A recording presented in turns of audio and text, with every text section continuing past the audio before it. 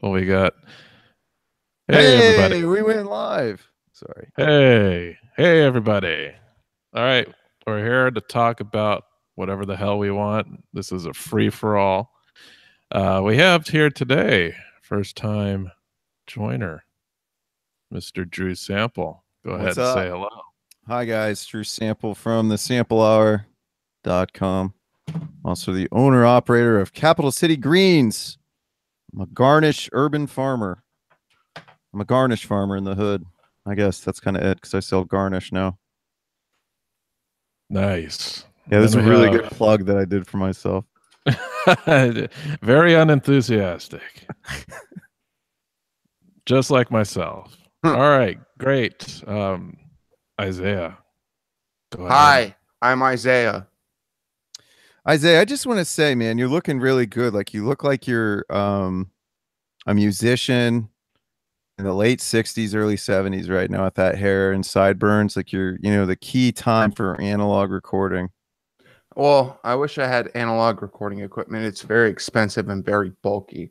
Like my entire basement would be filled with a console and reel to reel tape if I was an actual, that. But if you look behind me, you can see towels and sheets and drumsticks, which is my life, apparently. Towel sheets and drumsticks. Mm-hmm. Nice. Yes. And we got Ed. Go ahead and say hello. Oh, he's muted. He's muted. Oh no, he's muted. I was unmuted and then I muted myself. It's probably a sign or something. Ed Kennedy here, aka Sam's Bulldog. How's everybody doing tonight? Doing Hey, well. Ed. I'm drinking and smoking, so I'm a real American. That's what I'm talking about, man. I have a cat on my lap. I guess that makes me like a bad guy in a spy movie. Yeah, you're like Spectre. Yeah. Paraphrase Casablanca, that makes you a citizen of the world. Well, he could either be Blowfield or Dr. Evil. Which do you choose? Who we is have Blow? ways of getting to you, Mr. Bond. he's Blofeld. Blofeld? All right. Clearly I like Blofeld. that. Evil Empire, Emperor. Well, cool. So yeah, I was curious. It said free for all, so I was curious what you guys wanted to discuss. Can we discuss? Anything. This has been bothering me, Ed. Yeah. Why would you ever want what you're known on the internet to be somebody but yourself? Okay, I thought about starting a YouTube channel for a while, and what I wanted to do was defend science and philosophy through the lens of the new atheists. Yeah. So the name comes from the Sam Harris. Yeah. Well, yeah, him and others, and the lectures that I'm just Like saying. Chris- I feel like you could do that and be like Ed's bulldog and be your own well, bulldog. I mean, it comes from the conversations had by Wilberforce, and he was known as Darwin's bulldog for defending The Origin of Species shortly after it was published. Okay. Huxley actually and Wilberforce had these conversations about it, and Huxley was nicknamed Darwin's bulldog for defending evolution. So Aldous Huxley. No, a different Huxley. Was he related to Aldous Huxley? That's a good question. I don't think so. Not to my knowledge. Was he part of the Fabian Society like Aldous Huxley? We can talk conspiracies too, guys. Oh He God. was probably born in 1810 or something, so previous generation. Okay. But he gave the spirited public defense of those ideas, which got him that nickname. And at the time, I was troubled by all the bad information being spread about the ideas that those guys were putting forward. That's the reason, basically. I'm just saying, I don't think Ed Kennedy's a bad name, but No, I only no, know it's you not. as some guy who defends Sam Harris, and that doesn't really help you. That helps Sam Harris, I guess, Yeah. if that's what you wanted to. But I think like you're your own individual person, and I understand. I mean, not to mention, I don't think Sam Harris would approve of what I'm doing, really. But that's not what it's about anyway. It's about Well, anyone who's not Sam is misrepresenting Sam, so it's almost like an impossible task. That sounds like our boy Jordan Peterson. Anybody who's not Jordan Peterson is misrepresenting Jordan Peterson. Well, I actually watched this on Twitter to my own personal emotional detriment, and the things said about both, I would say about 2/3 of what's said about both of them is just ridiculous. I mean, it's just to that point, I would say, who fucking cares what people say about you on the internet? They're old men who talk about like extolling either, you know, Western liberalism or some, you know, typified construct of what the reality in which we live in, you know, pertains to. And it's not like their reality, and this, I'm gonna get shit for this, but it's not like their reality is descriptive of what life is for people in the actual world. Well, I mean, it's so people are automatically going to make political assumptions about what they believe on Twitter, especially. Well, I mean, in Sam Harris's case, you should never mention politics again, because it's hard to, I've said this many times, it's really hard to sound like you know what you're talking about when you're talking about politics, no matter when you're talking about it and who you're talking about. And he's not qualified, and it gets him in trouble. And I, for one, don't need the next person to discuss politics. We have enough of that in this world. I'm more interested in the science and the philosophy and the ideas, you know. I'm more interested in his experiences with the Golden Girls as a child. That is a good question. He has never, I'm very familiar with, he has never mentioned that. Weird. Yeah, You'd think you want to talk about that and try to come off as being more human. Well, I want to get the message of science and philosophy across, but instead he just hides. Funny, you can see that if humor is genetic, he got that from his mother, because the guy is actually very funny. Yeah, I don't think so. He's very dry and not interesting. I think I'm gonna echo that. I've never been a fan of Sam Harris, man. I'm just gonna be.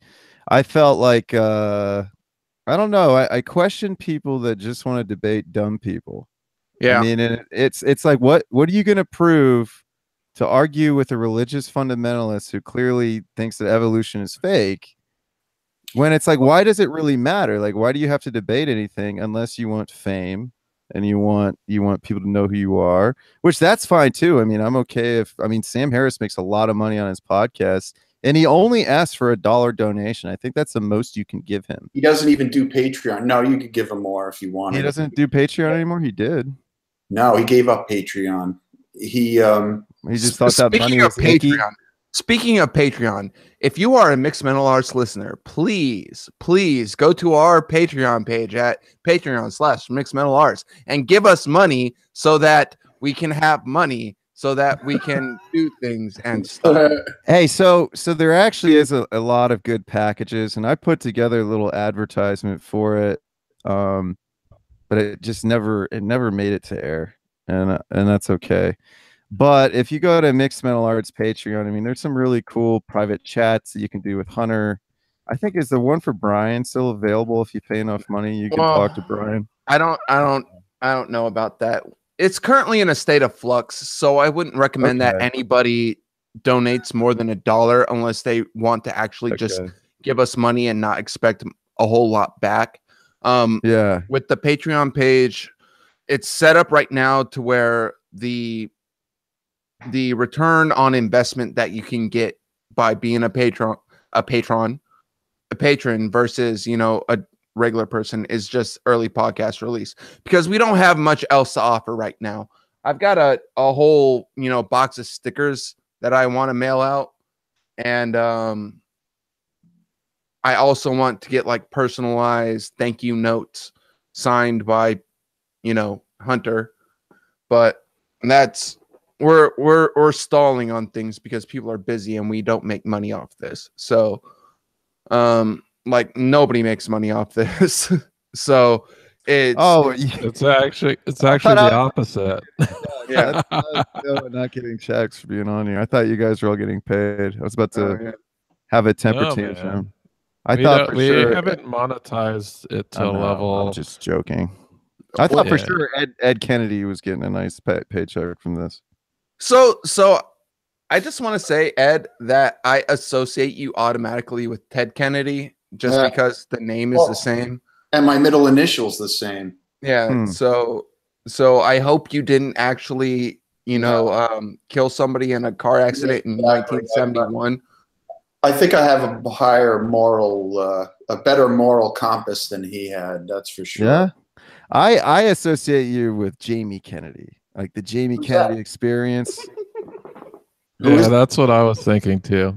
Or like what was the rap movie he did? He's actually a good actor. I like Jamie Kennedy, but he's just Malibu's Most Wanted. Malibu's Most Wanted. Malibu's Most Wanted. That's what I associate with you, Ed. I don't know what that is. I always hope it's a movie. It's a cinema, Ed. In case you're not up to this newfangled technology known as the motion picture. No, so I like Jamie Kennedy though.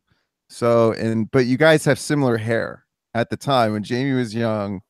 You have similar hair, and he also wore glasses. So, out of all fairness, you look more like Jamie Kennedy than Ted Kennedy, and I don't like Ted Kennedy. So, well, I admire you for that. If you want to see the best of Jamie Kennedy, there's this great New Year's Eve party that he hosted that went wonderfully.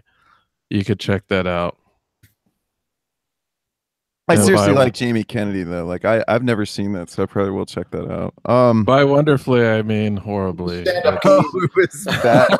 He had a lot of bad things go from. I thought his show was really good on UPN, so you knew everybody was watching it because it was on UPN. Oh, UPN is the pinnacle of American television. Oh yeah, which it was doing so well that it merged with another network. Oh, the WB. Yeah. And then it became the CW. So I mean, there's a lot of quality shows that were on UPN.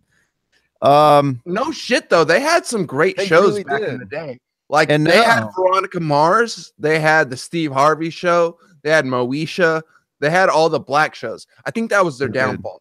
They actually liked black. In Living Color? What's that? What about In Living Color? In Living Color was on Fox. Yeah. Oh, yeah. Yeah, so was Martin and I think Sinbad, and the only like I think the only black show that was mainstream and after the Cosby Show, which wasn't on Fox either, was Family Matters, which we all grew up with. Well, Fresh Prince of Bel-Air. NBC. Oh yeah, but Fresh Prince of Bel-Air, was that NBC? Yeah, I think that was on NBC. Yeah. You're forgetting the Jeffersons. Well, that's from the 70s. Yeah, I don't think there was. Are we going to start talking about Sanford and Son too? Sure, I watched that too. I think we need to tie, but we do need to tie this all in back to the Golden Girls. And why does Sam Harris not like to talk about his mother's creation, or that he grew up on Gwyneth Paltrow's street? Do you think Sam Harris has any money involved in Gwyneth Paltrow's lifestyle website? No fucking way. Maybe they could be childhood friends. We don't know, because that's the part of Sam Harris's life that he hides. No way. I wouldn't be surprised. Goop is a disgrace for the kind of things that they recommend. Why would he turn off his Patreon? He was getting like $4,000 a month. So you think that money's icky? He spoke about it. I think he felt it was giving up some level of control somehow. I don't know exactly. Well, I mean, He What's likes the government quite a bit. I don't know why he's worried about giving up control to something else. I mean, there. He's a Oh, liberal. there's a red herring. Let's talk about that. Kidding. Let's talk about that. Let's get off the topic of cults of personality and talk about Okay. the real shit. Like that, I like that little slide in of he likes giving up control, so he likes the government. What does that even mean? What is I don't what know. is even a I was government? being Drew. silly. What is even a government, Drew? Whew. I mean, it depends on how you want to define it. Words mean things, and now they don't anymore. It sucks. Webster's dictionary has literal news. meaning figuratively. That's why I'm a fan of Sam. That's one of the reasons I'm a fan. He tries to shut that kind of talk down, right? That facts do exist. You can't shut down that kind of talk Yeah, you because can't, this though, is the man. nature of language. Language Yes, is and- always developing. That's if evolution of organisms is true, then the evolution of language is true. There's no doubt that's true. I'm But so there needs to be a word in the English language for the word fact. well here. What is a fact? A fact is something that is demonstrable and replicable, right? Can we agree on that that definition? So within that context, you could say that it's a fact that people will not agree on facts in an argument in which they're trying to prove a point that cannot be demonstrable and replicable. No, I don't mean and that's the realm of I mean, philosophy.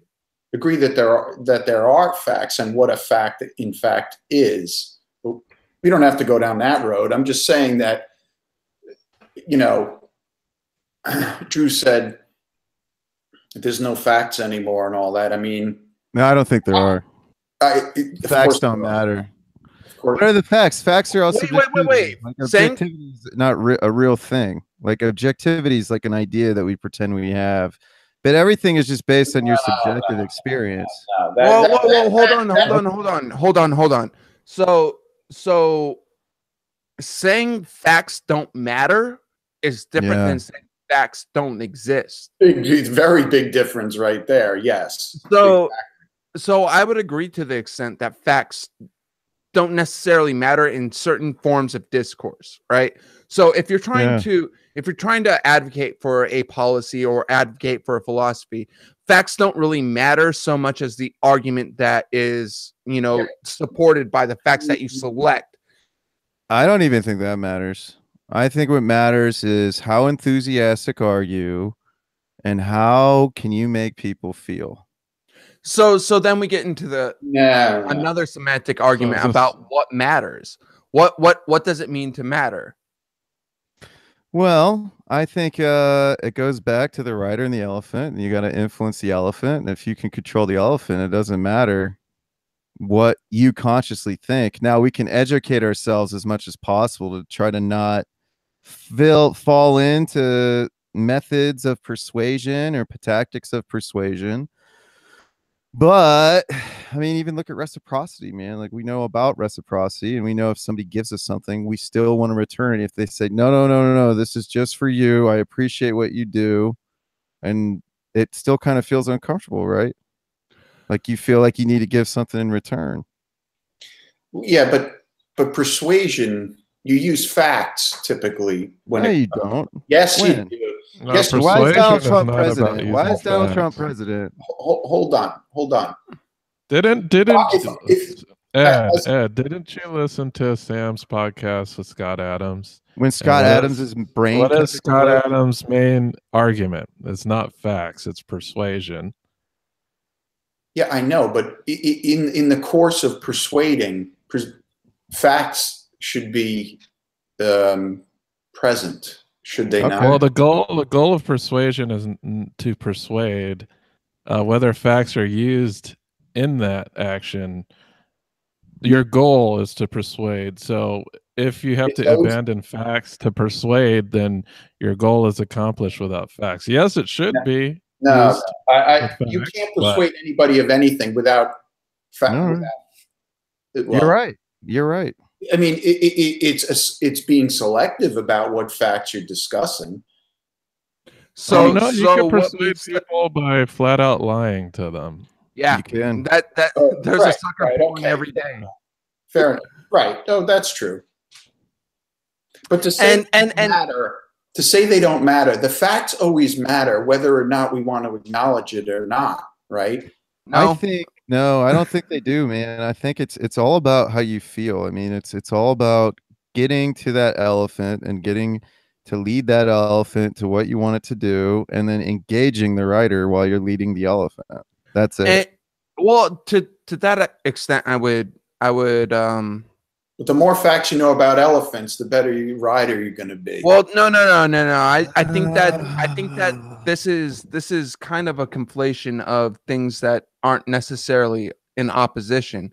You know, a rider and an elephant is an imperfect analogy because if reason and emotion are always linked as like is one of the standard conflicts that is drawn in Western philosophy and psychology nowadays, but if they're always linked, then they're always intertwined. So facts can persuade or dissuade one's emotions, and vice versa. A very emotional picture can persuade or dissuade a rational thought. For instance, like I just listened to that podcast by the dude who does Martyr Made. I forget his name. It's Michael something or other. Daryl Cooper, I think. Oh, Daryl Cooper? Yeah, Daryl Cooper. Probably. I'm gonna say that you're right. But I just listened to his podcast called Anything That Moves, which is about the My Lai massacre. And in extreme situations like that, there is no facts, there is no persuasion. There's only what everybody else is doing and what you have to do in that situation based on the context in which you find yourself. So, but those are facts, right? Those are the facts on the ground. We're always dealing in a but right what now. does it mean to talk about the facts on the ground when you're looking at something like the My Lai massacre, when the Americans go on the ground and they end up slaughtering 250 to, I don't even know the numbers. It was several hundreds to at least 1,000 Vietnamese civilians, women and children. No, it was on the ground. Yeah, no, it was something like a dozen or two. Not that I'm No, minimizing. it was like in the 400s, I think. No Let's- way. No way. No. It Really? was- I mean, that yeah. famous picture of those children in the ditch. I mean, it's so fucking disturbing. It was only like between 347 and 504 unarmed people were massacred by U.S. soldiers from Charlie Company, 1st Battalion, Yes. 20 Infantry Regiment, 11th Grade, 23rd American Infantry Division at My Lai. And in that, oh shit, I never that knew it doesn't was that count. big. That That doesn't is count the people who were injured in the situation either. Like, Wow, I never, I never knew it was that big a massacre. I thought it was like 20 people, and again, Yeah, the and that's 20 the people who were counted as well. Yeah, the 20 people might refer to the one in Iraq. no, the 20 people is how many? That's what they were convicted of. Well, Killing- that was one person being convicted of that one instance. One person was convicted of killing 22 people individually. Yeah. Okay. Yeah, I didn't realize it was that big a fucking massacre. And it was a whole company of people who was on station at that point in time. It was an event like that. So do facts matter or do facts not matter when we're talking about My Lai? Yeah, of course they matter. The facts I don't always think matter, so. whether we care or not, whether we know them or not. If you're a soldier in Charlie Company, I think this is a fact. Facts matter to Ed. And what Ed thinks are facts really matter to him. So in that context, facts do matter. How could they?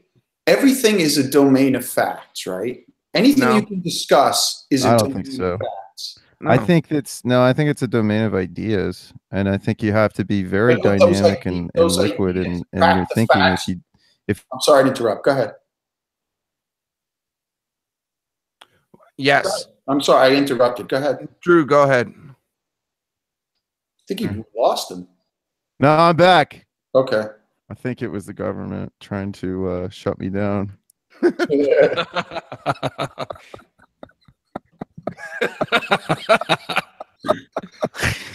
PSYOP, man, it's a PSYOP.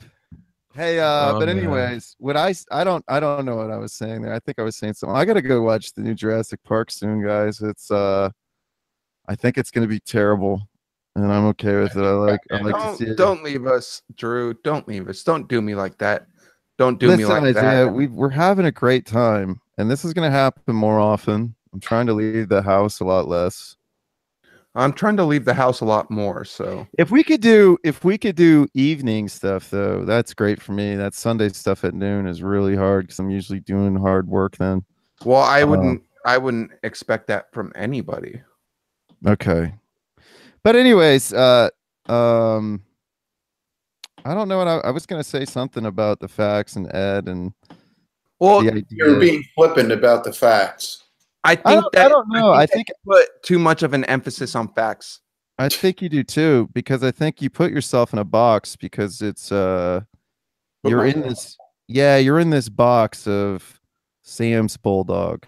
Instead of the blooming flower of Let me Ed make my Kennedy. point. The past is made up of a certain set of facts. No, it's not. By the people that No, it's write not. the history books. Yeah, absolutely. It's No, why do they write facts in a You're certain missing my way? point. You're No, missing no, my no. point. You Oh, made I- a fallacious statement, Sam. No, Sam's Bulldog. no, It's hold fallacious, on. not because it comes fellatio, up- though. Oh, I like fellatio. Fellatio's fun. The past could have only went one way, right? The past is immutable, and it happened, and it can't change until we can learn how to. All right, y'all, my ride's here. This has been a fun party. Ed, it was a pleasure to meet you. I hope you become Ed Kennedy, the superstar who loves the new atheist. Maybe you could be a new atheist personality yourself instead of just Sam's Bulldog. I think you're better than that, Ed. With that, I'm going to troll you a little bit and get out of here. Love you guys. Bye. Miss you.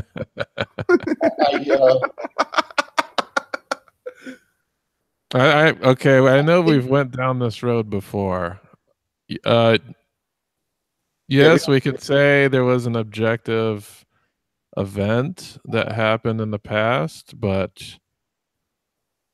we don't know if it's true or not. No, we don't. This is the problem. Like there's treatises written on the problem of history.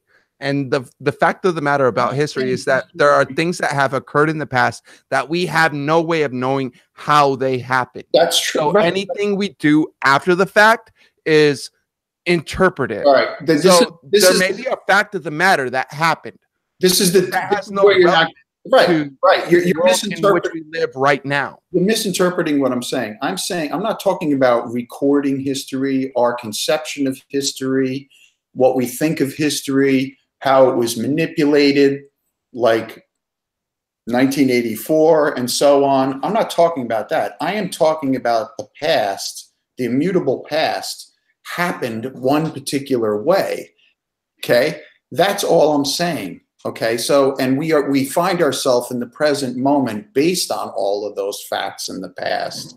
And we live in a universe with immutable laws, presumably immutable laws.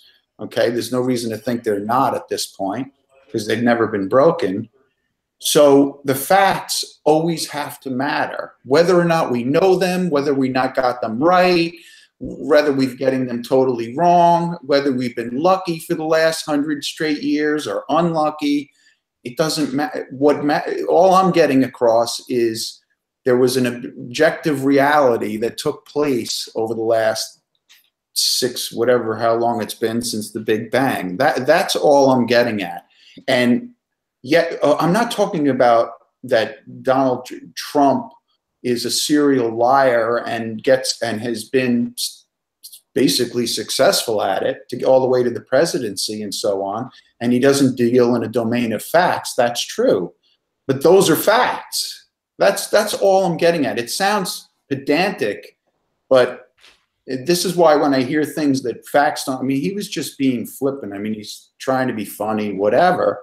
But no. I think that there is a disconnect between what you're saying and what you're trying to say, honestly, because you're saying that the past happened as it did, and that's something that can't really be argued against. Good. All right. Good. All right. So, but at the same time, that's not the problem implicit within the conversation. Okay. Like we can say that there are these immutable laws of nature. We could say that there's these immutable occurrences that happened in the past. That has no bearing to the conversation that we're having now, because there is an extent to which we can understand the laws of nature and can recount the events of the past. And if we cannot recount them with complete accuracy, then of course we're not recounting the facts as they happen. That's right.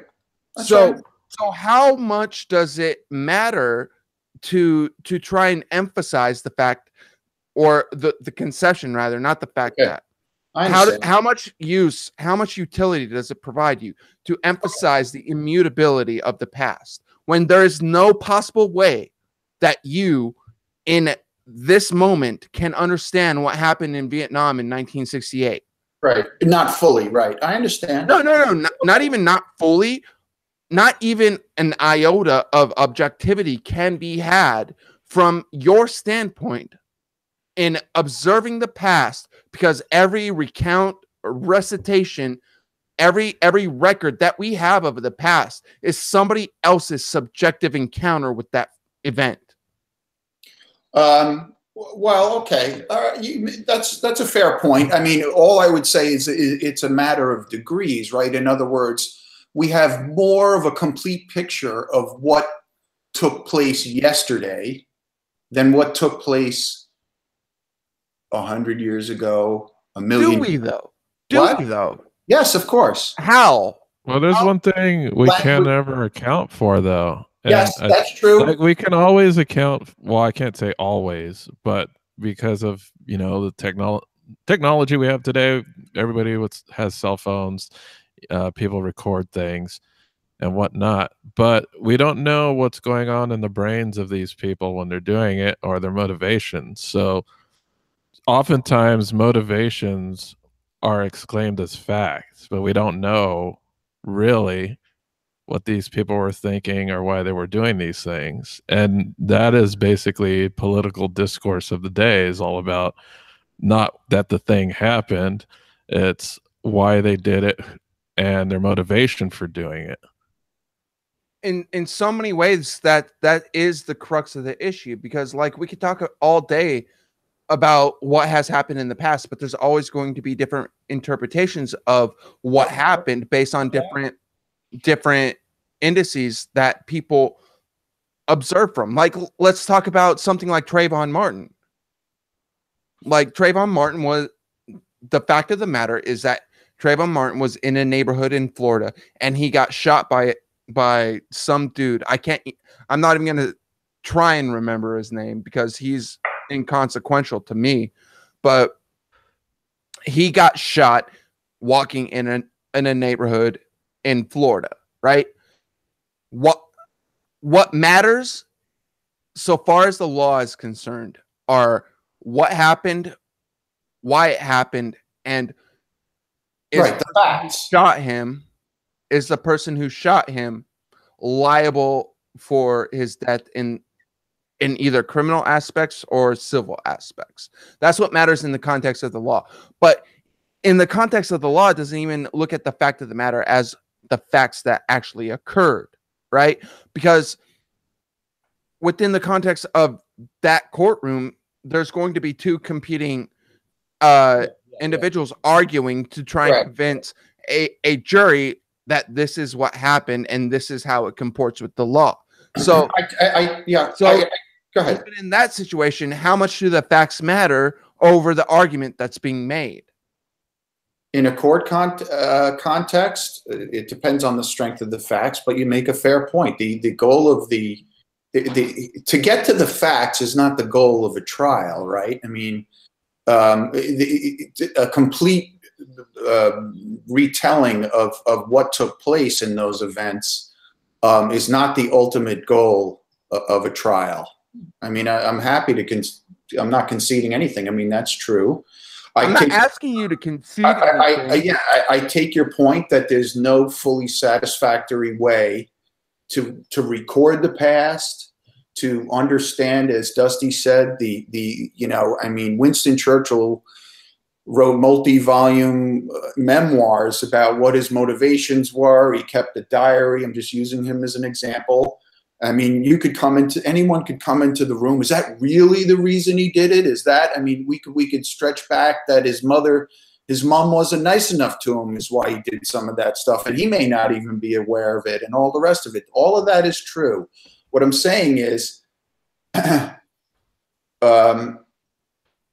if we could have those domain of facts, we would know, right? This is why all I'm trying to say, I don't know what Drew was trying, the point, he was just trying to make a point about the Twitter sphere, and that everything that comes out about Trump, the wife wears a jacket that says, I don't care, you do you? He didn't even mention the word Trump. No, I know. And he didn't say anything about Twitter. And I feel like that's ancillary to this entire conversation in which we find ourselves. Because this no, it's not. No, do the facts matter? The only thing that does matter are the facts, right? I mean, to you, when you say to me, I don't understand what you mean. This is why you don't, because the facts don't matter to Trump, obviously, and they don't matter to the people who voted for him. Okay, in a political context. Oh, I see what you. Okay, all right, fair enough. Man is a political animal. All right, if we're talking about something like politics and seizing the emotional moment for views and clicks and all the rest of it, I get what you're saying. That's Ed, here's the thing. Like, of course, someone like Sam, who is in this philosophical and scientific tribe, those things are going to matter to him quite a bit. Right. But the thing is, most people are in the scientific and philosophical tribe. So if we're talking like on a whole human scale of things, facts don't matter as much to most people. But I don't know, when you say you're talking about political tribalism, I would say, okay. Not even politically, just anything. I don't even think framing it in the context of tribalism is what I'm trying to get to. I'm trying to talk about people's everyday conversations. It's the extent to which facts matters in your normal discourse on any topic. And matter a lot. Matt, you're saying they don't or they do? Are you married, Ed? I'm divorced. Yeah. I'm not going to make a joke about that, but so here's my point. So in arguments that I've had with significant others of my own, the extent to which facts matter are almost non-existent. Okay, all right. Let me stop you there and let me ask you a couple of questions. Seriously. I come to you and tell you I think I know your girlfriend is cheating on you. Okay. Now let's assume you have a girlfriend. You care whether or not she's cheating on you. Okay. And I say, and you and I have known each other for 20 years, and I say, I know, Isaiah, that this woman is cheating on you and making a fucking fool out of yourself. What's the first question you're going to ask? Well, seriously, if I accept your premise, and for the purpose of this exercise, I will accept your premise, I would say, how do you know? It's a theoretical. Well, because I think there are things implicit in what you're saying that do not comport with the idea of facts. Just play along. What's the first? I'm your best friend, and the first question you're going to ask me in the cliche sense, my first question is going to be, how do you know? Exactly. Okay.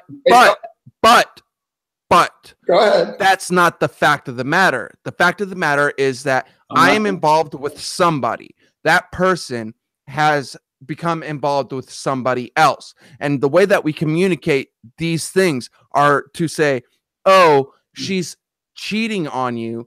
And implicit also within your dialogue is that she's making a fool out of you. So there are things within that are political or culturally entwined to the extent where the facts don't matter as much as the feelings that underlie them. All right. Feelings are facts. There are certain facts about your subjective experience. And I'm just loading up a theoretical. So you ask me, how the fuck do you know that? And I come back to you and I say, scenario one, I saw it in a dream. Okay. How persuaded are you going to be about that claim? It depends on how much credence I give you to your dreams. That's right. Because there are people who believe people who believe in anything. There are people who believe in what. There are people who believe in anything. So to what extent do facts matter? I'm pointing it. They only matter to the extent that they're useful in convincing somebody that something is true or not. Exactly. Or that something is or not. So let's think. And we can only talk about things in terms of likelihoods and not empirical truth unless we're comparing two things. And then we're getting to the realm of relativity. Because not getting anywhere. Aren't relative in and of themselves. I feel Ed, you don't have a background in reading all these conversations that we're having right now are conversations that have been happening over the last 2,000 years in Western philosophy, like since the time of Plato. Like these arguments are in Republic. It's not in Aristotle's Politics. I'm asking you a question. I asked you a question. If I told you I'm your best friend and I tell you this, it doesn't matter. It doesn't matter? No, it doesn't matter. It doesn't matter because all that matters is what I do after the fact of you telling me that you believe that this event happened. Do I go and shoot this bitch who's cheating on me? That's what matters. You're right. Do I not care? Do I end my relationship with you? Those are the things that matter. What you're telling me in this interaction matters to the extent that it predicates an action on my part. Hashtag pragmatism. No. Here's what's up, Andrew. Here's what I'm saying. I'm your best friend. Presumably, you have a friend you trust, and so on. And he comes to you and tells you he knows. I have no friends. I just sit in my basement and eat shitty food all day and yell at people on the internet. So, that is my life. I'm your friend, Isaiah. I don't know. So I tell you, I saw it in a dream. On a scale of 1 to 10, how persuaded are you going to be about my claim if I saw it in a dream? Let's say that I believe in premonitions, and I believe. Back here. Like I understand where Ed's getting, but we live. If we're talking about do facts matter, they matter to certain people, not everybody, and they matter to the extent. They matter to the extent that they matter. But it depends on the fact we're talking about, right? Let's talk about global warming. Do people believe that the Earth is warming? A lot do, and a lot don't. Whether it does or doesn't matter to most people most of the time. Yes. Right. Okay. All right. But if it's true, and let's say it's, again, I'm being theoretical, and let's say it's 10 times worse than even Greenpeace. You're using circular logic, Ed, and it's tiresome. What are you talking about, circular logic? It's conceivable that it's 10 times worse than the worst doomsday. Your circular logic is predicated not circular logic, dude. Your logic is predicated on the notion that people are convinced by facts alone, and they're not. And that is the corpus of human history. By facts alone. All I was going to point out, though, whether you deny it or think it's ironclad, the effects of global warming you cannot be immune to, whether you like it or not. Here's where Isaiah demonstrated where something that's not a fact can have a different outcome. Like you said, if he had a dream and that was the quote unquote fact and it The evidence. resulted in someone getting shot, then whether or not, you're saying with global warming, if people ignore it, bad stuff will happen. But then again, if you're feeding somebody a lie, well, not really a lie, but a piece of information that can't be scientifically corroborated, and they do something based off of that, we're talking about the action, not really the information that comes from the action. And what Isaiah's trying to say is, what actions are people taking based off of information? And it's not, and facts don't Right. always I wasn't drive discussing the people. action. And also whether people do act based on that information is important too. Uh-oh. Ed's leaving. Ed just rage quit. Still there, Ed? Well, I think this brings up a really interesting point in that there are times when people find themselves in a situation where they have to make a decision and they act on a preponderance of evidence that isn't necessarily reflective of the facts at hand. And like there's all these turns of phrases that we have as well, like the fact of the matter, facts at hand, after the fact, before the fact, that reference not necessarily the information in and of itself, but what people do with what they know. And to that extent, I would say that facts don't matter, but rather that knowledge and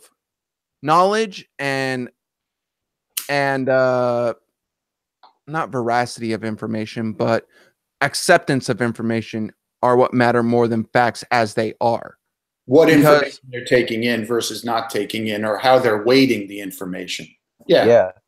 Like and that's cached within the phrase of preponderance of evidence, right? Yeah. And then prioritization of information. Like say, someone talks about global warming, et cetera, and what if what they have to do to stem it has an increasingly negative impact for a particular person. And that one person ignores, maybe some type of laws in place that would stem, some type of collective climate change effort to have everybody, abide by these laws. But what if there's just this one guy that these laws are so oppressive to him that he is negatively impacted? So, in that instance, that fact, if that is a fact, doesn't matter to him because he does not prioritize that fact. Like his own survival will come before the collective survival of people tackling a large scale issue. And that's You're talking about Maslow's hierarchy of needs, basically. Yeah, I'm not smart, so that's probably what I'm talking about. But I'm not saying I'm not trying to be smart by saying that. Maslow's hierarchy is a good heuristic, but even deeper than that is there's good work that has been done looking at psychological impulses within people on the basis of presupposition. Like there was that book that came out a few years ago, Don't Sleep, There Are Snakes, which supposes that humans have had a selection pressure that was selected to have this negativity bias, to see that there is something in the environment that can cause them harm, whether or not it actually what is there. And the people who, like, there's a rustling in the bushes, it could be a snake, or it could be the wind.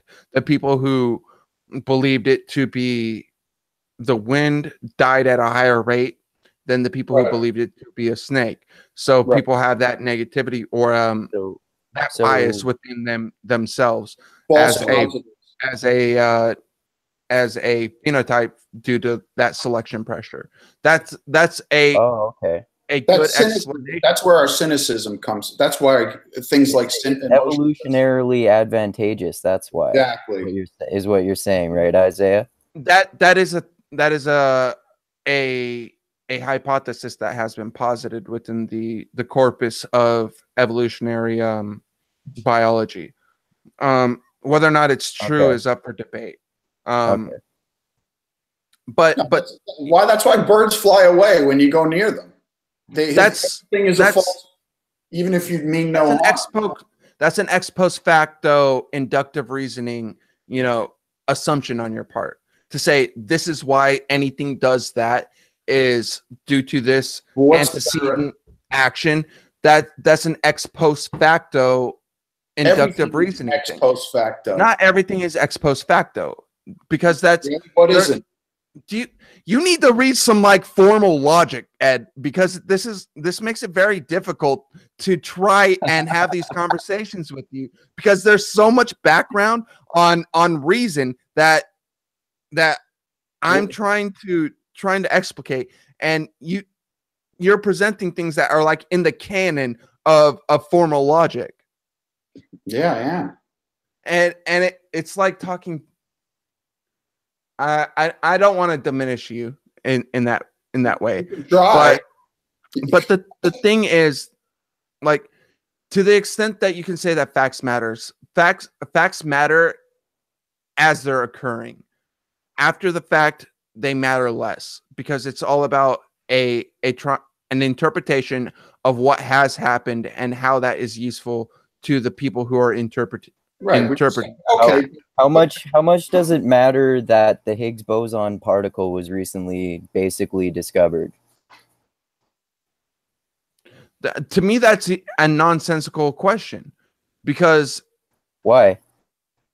Why is it a nonsensical question? Because the extent to which it matters is deeply subjective. It matters to the people who discovered it. That's exactly my point. And that's exactly my point as well, is that most things are nonsensical. But that's a good point to go off on. Most things are nonsensical, and because most things are nonsensical, the extent to which, because life is absurd. You don't have all the facts, right? If you could have all the facts, if you could be God starting right now, if you could have all the facts, there is no God. I agree. If you could have all the facts, you'd want them, right? Why? I think it'd be pretty boring to have all the facts, because there'd be no mystery left in the what world. if there was a fact that the universe is going to end in 27.8 days? That's true. Yeah, I'll concede that there are facts you don't want to know. That's for sure. Well, and there are facts that we do know that we actively try to ignore. Yeah, without a doubt. I know that there's racism everywhere in the United States. Everywhere. Do I act in my daily life as if that's a fact of the matter? No, not really. I know does it color my attitudes subliminally? Probably, but that's besides the point. How do I conduct myself in my life? It's not predicated on facts as they are. It's predicated on inclinations and feelings. I choose to actively delude myself in a sense by trying to be optimistic about life. Yeah, and we're all gonna die. That's a fact. Yep. So the extent to which facts matter is something that is deeply subjective.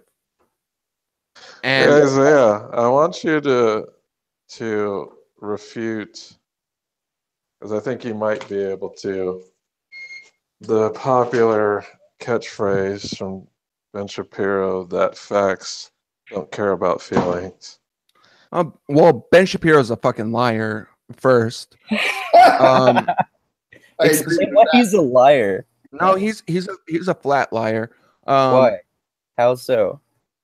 Because he says things that are demonstrably untrue for for manipulative purposes, Like what? and things that he knows that are not true. Saying- I'm not going to delve into the corpus Well, of Ben Shapiro quotes. Extraordinary claims require extraordinary evidence. Yes. Well- Yeah, Carl Sagan shout out. Good job.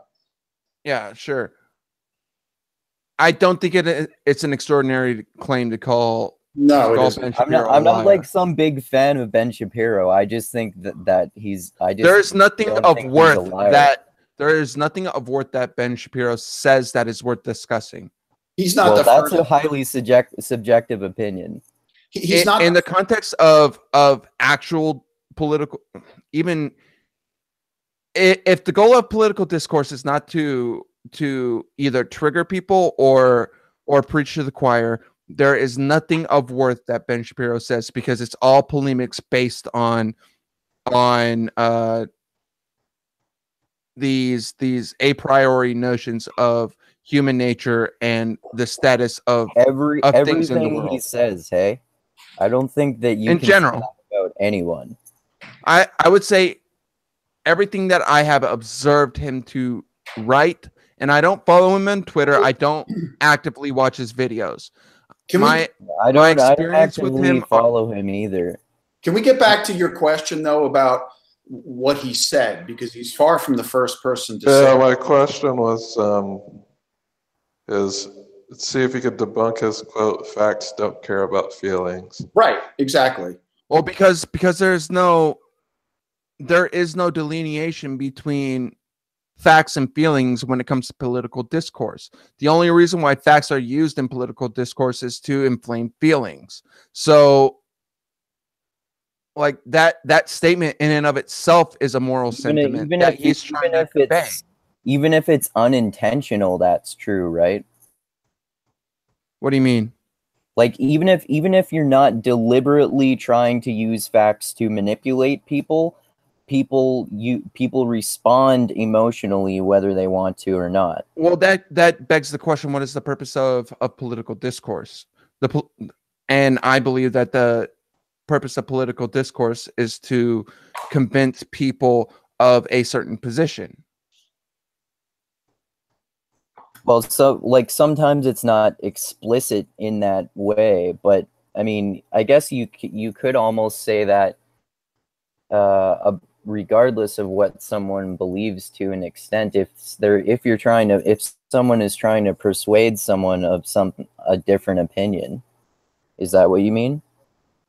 Can you rephrase that? Are you saying that like in political discourse we're basically inevitably trying to persuade the other person that we're talking to?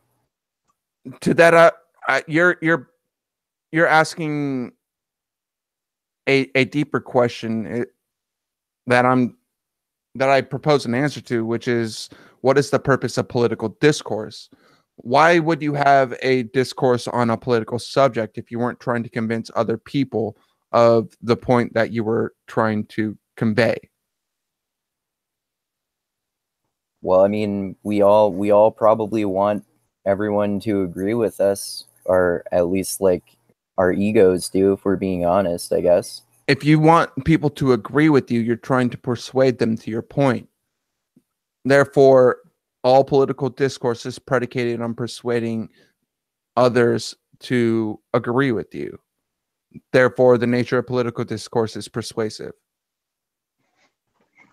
You could I say have one thing. Speaking, I would say, yeah.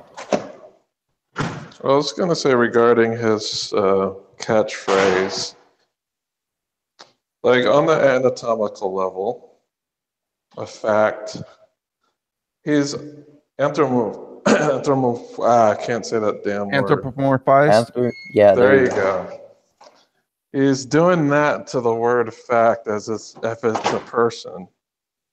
And obviously, an idea cannot have feelings or a concept. I think what he means is that facts are separate from feelings, which is not really true. No, I don't think that's true. Well, He's crystallizing what I said in a short quip. that the facts on the ground are always what we're confronted with, whether we confront them or not. That's not how people experience. How do people Yeah, experience? but he it? uses that as a retort to people that have different views than he does. He And conveys he uses things. he uses a very Gish He's- Gallop he's- way of speaking it's- about it. It's like a way of implying that people who disagree with him are just being emotional, and being emotional is bad, and he's not emotional. Yeah, it's That's an a good invisible. way to put it. It's an invisible hand wave. Yeah, that's fair. Yeah, there's nothing implicit within what. God, every time I talk about anything within mixed martial arts, it always devolves into Ben Shapiro, Jordan Peterson, or some other bullshit, glib Twitter sphere personality. I'm really exhausted and exasperated with this because there's so much more interesting things to talk about than Why are we whether or talking not. about something more interesting that interests you more than Isaiah? Well, Well, there now, are things. right now I'm It's going. also. Go ahead, Go ahead, Dustin. Isaiah. No, I said yeah, there's a bunch of interesting things, and this is mostly for viewers' sake. So, if you just take the concepts that we know, that we've been wrestling. You just disappeared, Dustin. Good job. He left in the middle of his speech. Yeah, I guess it didn't matter. Facts don't care about your opinion. God. But to the extent that I want to talk about Ben Shapiro or Jordan Peterson or any of these fucking people, it's what they say matters to the extent that anything that anybody says in the political sphere can get pull based on the people who support that idea. So to me, I am not convinced by anything that Ben Shapiro or Jordan Peterson say in almost any respect. So to the extent that I want to say that their ideas matter to me, none of them do. I've heard it all before because That's totally fine. We've talked about this a lot before too. That's totally fine. It doesn't to a certain extent, it doesn't matter how much people agree or disagree about things. I just never throw out, to use the expression, I just never throw out the baby with the bathwater. I always find something that I agree with about everyone. Even when I read Mein Kampf, I thought that Hitler made a few good points. Yeah, I don't know about that. There are things at the beginning part before he got crazy. Well, no, I haven't read Mein Kampf, so I don't have the background to put on that. But I do know an inordinate amount about the First World War, and we can trace a line from the First World War to the Second World War, and the extent to which Hitler played a part in the subsequent outburst of war, I don't know. In World War II? Mm-hmm. I mean, would it have happened in 1939? Maybe not. But there was a quote at the end of the war where one of the generals who negotiated the Treaty of Versailles said that the treaty is not a lasting peace, it's an armistice. Or it's an armistice. Well, ceasefire. Yeah, I mean, and the purpose, the punitive terms that were placed on Germany were not something that were sustainable. There was going to be another outbreak of war. Yeah, I mean, they were basically unfairly treated at the end of World War One. There's no fair. There's only what you can get away with. Well, I mean, all of the blame, or at least most of the blame, was placed on them, which is why, as you were saying, it's understandable that there were consequences. But that doesn't necessarily mean that war would have happened, though. But it's interesting to think about. It's hard to argue that war would not have happened, because war broke out in multiple places before it broke out in Northern Europe. Like you had the Italian coup that led to Mussolini. You had the Spanish Civil War. You had the Sino-Japanese War and the conflicts in the Far East. You had the conflicts in Indochina. Like there was war around the world that was tied to the European powers all throughout the 1920s and 1930s. So it would be a hard position to take to say that the status on the ground that was granted by the Treaty of Versailles was a lasting peace. Yeah, I would agree with that. So within that realm, like anybody could say that anything is true, right? Like anybody could make a true statement. Somebody could say that the sun rises in the east. And we as English speakers would understand that statement to be true. But that doesn't mean that the things that they say have value. Value is deeply subjective, right? I don't think that anything that Ben Shapiro has to say has value. And I don't think that to you, because as you just said, that's highly subjective. That's literally what I just said. Yeah. I don't think that this person here, do not think that That's anything fine. Ben Shapiro or Jordan Peterson says has any value. Except That's for fine. like with Jordan Peterson, I love the fact that there's a corpus of internet memes that make fun of him and his lobsters. That makes me makes me happy. Know that. Oh yeah, there's an entire anti-lobster movement that has shown up. That's funny. So, and yeah, I mean, like I just like I like some of what Ben Shapiro says, like when he was on Joe Rogan's podcast and stuff like that. I probably like about 30% of what he says, and I probably like about 60% of what Jordan Peterson says. So recount to me what to you is of value within the words of Ben Shapiro. Well, I mostly like his backlash against like the hardcore leftists and like social justice warriors and people like that. So although let's talk he gets about that. carried away with that for sure. Let's talk about the social justice warriors and the leftists. Who are they? I don't know. People like to me, I just I kind of just changed the label in my head as authoritarian progressives. Authoritarian progressives. Who would constitute an authoritarian progressive? People like progressives who want to submit the rest of society. Can you give me a name of anybody? Submit the rest of society to their own progressive views.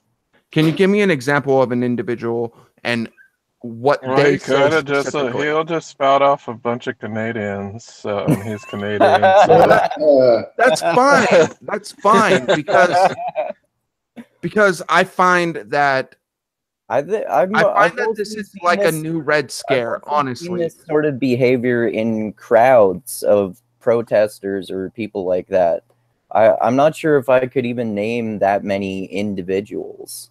That's what about individuals in the Canadian government? Oh, well, because if you're following it closely, for example, they're well. I mean, you could say that about Justin Trudeau to an extent, although I like one thing that he recently did, but I mean, say that about him in general, and like there are things about him that are like that I don't like about him, which a lot of other people don't like about him either.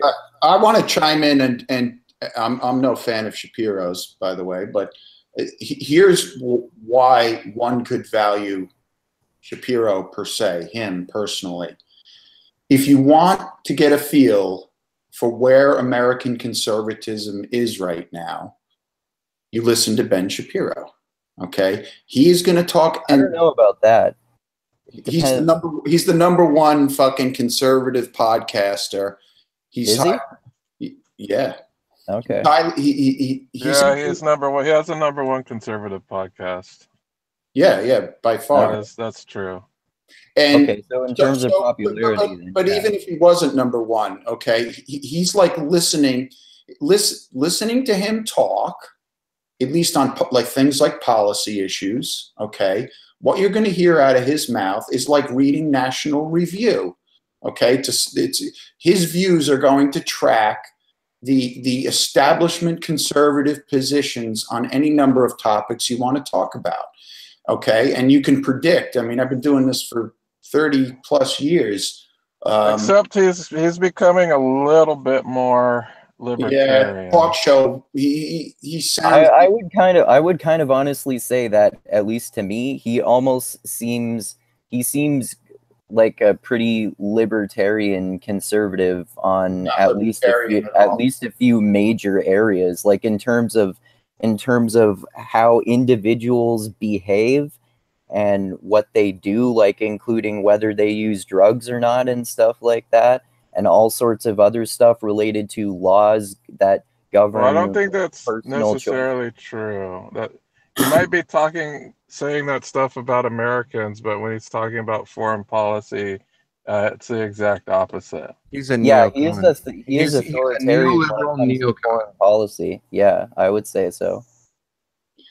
This whole authoritarian versus not authoritarian thing is like it's weird because that pops up when we're talking about the U.S. government specifically, because like why like, people don't read the Constitution. That's why. Like you have to unpack these condescending and complex statements, Isaiah. I don't know what you're talking about. I just get frustrated with it because it's like it's distracting from the quality of looking at what people say as such, you know. So you're like picky about the way I argue. Look, I don't understand what your point is, Isaiah. Honestly, Andrew, I think that saying this person has something good to say is kind of like a nonchalant statement of saying either I agree with them or that they're entertaining. I agree with some of what Jordan Peterson and Ben Shapiro say. And there's nothing wrong with that. But saying stuff and when I disagree with them, I find it entertaining in the different way that they explain things than the way that I explain things. It's called learning. Okay, that's what he's doing. I mean, this is why you want to know what conservatism, the flavor of conservatism, where they're landing on the issues, how they're dealing with current issues, how they view the past. You listen to someone like Ben Shapiro to get the conservative perspective. You listen to NPR to get the liberal perspective, or read the Washington Post or what have you. And then you get a feel for where you stand. That's the exercise that many people enjoy, including me, and it sounds like Andrew. So like I just re-listened to Ben Shapiro talking to Sam Harris and one of the Weinsteins, and I agree. He seemed. I thought in that conversation that he made more points that I agreed with than Sam Harris did. He said a lot of things that were reasonable. He was an interesting conversationalist. I totally enjoyed the conversation. I would never vote for somebody. And in my past, I would have loved the fucking guy. If I was your age, when I was your age, he would have had very much huge appeal to me. So I can easily walk away from a Shapiro saying, listen, 20% of what this guy is saying is fucking true. I mean, I am not a right-wing ideologue, and I'm not a left-wing ideologue. And I need to understand and listen to these people who are staunchly consistent in the way they approach these ideas, to understand where I stand, where I differ, and where I agree, and then vote accordingly, or so on. It's just like, I mean, to me, it's like watching sports. It's the same type of thing in a way. It's just more intellectual, at least in my opinion. Yeah, well said. I agree with all of what you just said.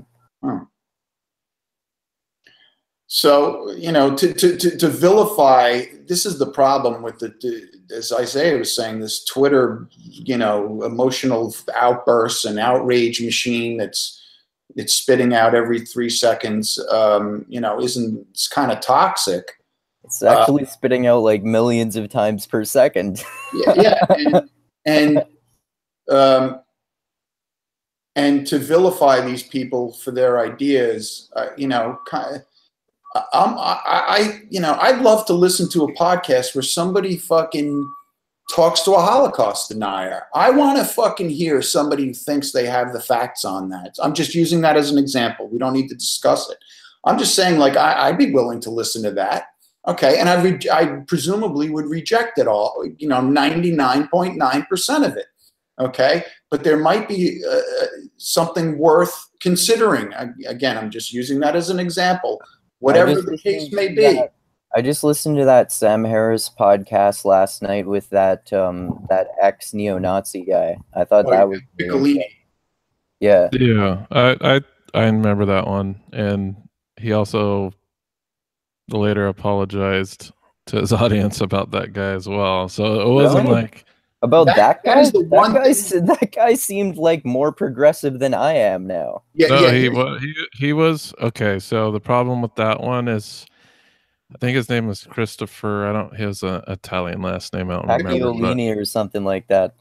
Yeah, something like that. But anyway, he made some assertions during that conversation that were basically your typical unsourced liberal assertions or progressive. Oh, yeah, he did. So later on, Dusty, here's what happened. He accused somebody of being a Holocaust denier. And Sam went and did his research, okay, and found that not to be true. And then Sam edited out those words out of the podcast. That is the word. But I saw I listened to it before the rebuttal. As did I. Yeah, that's one thing that's the worst thing Sam Harris has ever done. He shouldn't have edited it. He should have just left it as is. Yeah, I agree. Exactly. You don't fucking manage the past that way. He didn't. It's not like Sam said it. This is what people have to. This herd mentality where maybe he's paranoid because he gets so much fucking hate all the time. All right, well then tough shit. Then go find another line of work. I'm not excusing what he fucking did. I still think he could have done something like that. Inexcusable. You have somebody on, they make a factually error. Well, then that's on them. Okay, I mean it's not on you. And for him to edit that out was a fucking intellectual disgrace. It's really the worst thing that I can think of that he's done. I mean, I talked to that guy before he edited that out. I don't know. No, I think he felt like that guy he felt like he got submarined. And I think it was because, like, I remember at the Q&A session, it seemed like a lot of the attendees were not happy about that. And then I think he was caving to his audience and not just being. Then fucking talk to old ladies about gardening. Then I mean, his whole thing. The reason he spoke to Charles fucking Murray was like, nobody should be able to dictate conversations people can have. Fuck you. Conversation should be able to have. This is how we have to proceed in this world. This is his favorite catchphrase. Conversation is all we have. Violence is what comes after conversation ends. Well, if you're going to do that and live by that sword, you fucking should not be back editing interviews. That I'm telling you. So you won't bulldog for him on that? No fucking way, man. I couldn't believe it. I was listening to his next podcast when he's doing his housekeeping, and I'm walking to the train, and I'm like, what? Sam, what the fuck are you doing? I love how he calls that housekeeping. Yeah, I know. Cleaning his shit up. You don't fucking. Yeah, he's trying to clean up his diarrhea at that point, but he should have left it so that people can see the real him. He wants to interview he's expressed like interest, for example, in interviewing a serial killer. but he's afraid of the fallout. I mean, you interview a serial killer who's a psychopath who gets off on drowning children. Okay, you're going to hear a ton of unpleasant shit. I mean, what are you going to do? Edit it down to fucking. That would be fascinating and horrifying at the same time. Exactly. Like, just to switch on notes, I wonder what would happen if Thaddeus and Sam got into the same room. I think they would get into an intellectual diarrhea fight. Thaddeus Russell? Who are you talking? Yeah, Thaddeus Russell and Sam Harris. Remind me who Thaddeus Russell is again? He's the historian who wrote A Renegade History of the United States, and I would say he has some problem. He probably has some problems with some of Sam Harris's views on atheism, I would say. No, I think they would probably... Maybe not atheism. Probably, it'd be philosophical. Culture. Yeah, there'd be some philosophical arguments, I think. Yeah, that's probably more accurate. Yeah, I mean, you want people... If people are going to have a conversation, if all they do is glad hand each other and agree, it becomes pretty stale. I mean, it's the finer points that they disagree on, and of course, why they disagree. For Ed, for example, I think now that I'm thinking about it, I think Sam Harris would probably have a huge problem with Thaddeus Russell's appreciation of postmodernism and moral relativism. Okay. Well, yeah. All right. Because Sam's a moral objectivist type, so they would clash. Yeah, just like a clash with Haidt. I think it would be similar in that respect. Yeah. But, so it might not be that exciting except to some people. That was a really productive conversation, though, and they both got their points across.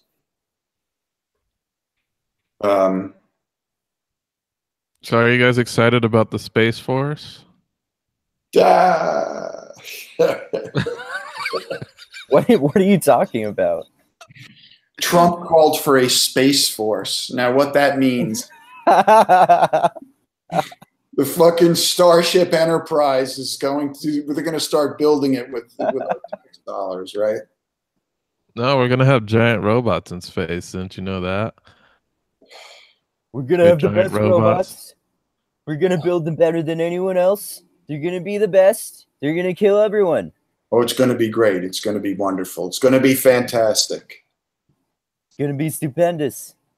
Amazing. Yeah, so I have no idea what the Space Force would be. Like, we could barely keep people in space as it is. So I don't know what he's thinking. Sounds like a waste of money to me. Yeah. Probably trolling. No, you don't think the Pentagon is... They've been talking about Star Wars since I was in high school. Okay, so... Yeah, but that was a failed venture. Exactly. Well, I think I saw some monetary statistics about spending in space. And the Bezos, I guess he's just getting into it, but Elon sends stuff up to space magnitudes cheaper than NASA does. Yeah. Like, ridiculously. Like, I think NASA spends like 10 times the amount that Tesla does for doing a space launch. Oh, really? Yeah, it's really ridiculous number. Wow. And that just gets me to think, like, damn, you know. He's also had a higher failure. And again, I'm no Elon Musk. I'm not that informed. I mean, I follow him on Twitter. I think he's an interesting guy. You know, he'd have to acknowledge that NASA did a lot of the hard work getting to where we are now, right? I mean... Well, I'll just say science. I wouldn't necessarily pin it on NASA. Well, I'm talking about rocketry. Well, rocketry came from Germany. No, he came over here, right? The Germans, they launched the rockets. Yeah. Captured the Germans, and they brought them here, and they had them design the rockets. Right. So he's quite rightly taking advantage of all the technology up until this point. But you make an interest. He's making it more affordable. There's others that are involved in that as well. But he's also had a lot of failures. But he's got things like landing the rocket back on the fucking pad when it comes back down. I mean, that's how you save money, man, big time. So the guy's fucking forward looking, if nothing else. I mean, I'm amazed at how much criticism the guy gets. Well, here's what I think. Automation. Are we going to send people to space to work now? Like that's one of the things like we're going to do. We're going to send people up to Mars or asteroids of mine. That's going to be the next definitely. Where's the money going to come from for that? There's asteroids that are solid diamond. Do you realize if we could grab one of those and bring it to Earth, diamonds would be worth, you could get a dozen for $2. Well, the thing is diamonds are already not worth as much as you pay for them anyway. Well, I understand that. Yeah, you're right. They're just giant storehouses of diamonds that they're not really that rare or precious. De Beers knows how to control the supply to keep the fucking price up. Well, not only is it about supply, it's just like the cultural impression. Like diamonds are only worth that because of the culture pushes that as being something of worth. I know a lot about diamonds because I had to go buy one when I got married. So what you go through when you get married and you have to go buy a diamond, you learn about diamonds. And it is a fascinating industry, and you learn about the cut, the color, and the clarity. And they're all quite fascinating. I mean, it's the hardest substance, pure carbon. I mean, they're really cool. Diamonds are red diamonds are the rarest diamonds. You can't imagine what they're worth and how rare they are. I mean, the biggest one you can find is like a carat. They're spectacularly expensive. And yes, it's weird economics take place. Spectacularly expensive and utterly useless. Yeah, right. It's not about utility at all. There's other things operative there than utility, obviously. Well, if diamonds were cheap, we'd probably be able to use them for something more awesome than just putting them on a ring. We do. They're on saw blades. They're on drill bits. Industry runs on diamonds. You can actually make them in a lab. I've seen it done where you create tremendous pressure, but they're much less valuable than real diamonds because real diamonds are a fucking billion years old and were formed. They are real diamonds. Yeah, culture. That's culture too. Yeah, of course. Diamonds are formed by enormous gravitational pressure over millions of years. I mean, it's really fascinating shit. Joe Rogan talked about those fake diamonds on some of his podcasts. He was talking about how his wife doesn't like those diamonds made in laboratories because they're not real diamonds. And I understand. You're not talking about utility there. You're buying into this thing is a billion years old. It could have been formed 1,000 miles deep of the Earth's be deeper than the Earth's crust, and it took fucking 500 million years for it to get pushed up to the surface high enough to get mined and then cut and polished. I mean, you're buying into Yeah, it's weird because I think if once space mining becomes a thing, and I assume this species is going to live for that long, one makes you think, well, these things become devalued, like diamonds, minerals, things that they're looking to mine in asteroids and whatnot. I wonder how the human economies are going to fare when these things are available in abundance. So that's an interesting thing to think about. And you talk about the amount of human energy, blood, sweat, and tears to get some of these minerals. Slade, blood, sweat, and tears. You would you could mine them in space and get boatloads, you know, with a lot much less. Like the whole conversation about diamonds is like so indicative to me of so many of problems that are implicit within this world in which we live. Like, why do we need diamonds? Diamonds have a use to either form an adornment on people, which is their utmost value. Like, people spend more money on diamonds for purpose of adorning their body. They have no ostensible value aside from that. But they do have legitimate value so far as they're useful in hardening tools, which makes, you know, production more possible. And that's not what the conversation is about. It's about mining diamond meteorites. To what purpose? Like, what is mining a meteorite for diamonds going to do for anybody on Earth? What does that have to do with the price of TNT? Well, it's not just about diamonds, right? It's production for the sake of production is what I'm trying to say. Like, it serves no purpose other than the fact that somebody's going out and doing it, and then they're going to artificially generate a demand for it, which is what they did with diamonds in the first place. There's no value aside they don't have to go after diamonds, right? I think elements. It doesn't matter what it is. If there are these asteroids and whatever and whatnot for diamonds, perhaps our culture will get past the artificial value for adornment, and then we'll actually use them for practical tools. That's right. And things that, you know, since I don't know how much these tools would cost if you're, you know, making everything out of diamond, but, you know, imagine that there'd be more, I guess, more applications outside of just wearing them or putting them in your grill. The floor of diamond carbide tip drill bits at Home Depot right now. Yeah, but you can make a floor out of diamonds. It'll be here in 10,000 years. And diamond's very brittle. It has very low shock resistance. That's why they're able to cut diamonds in the way that they are. Like, diamond's not a good material to build out of.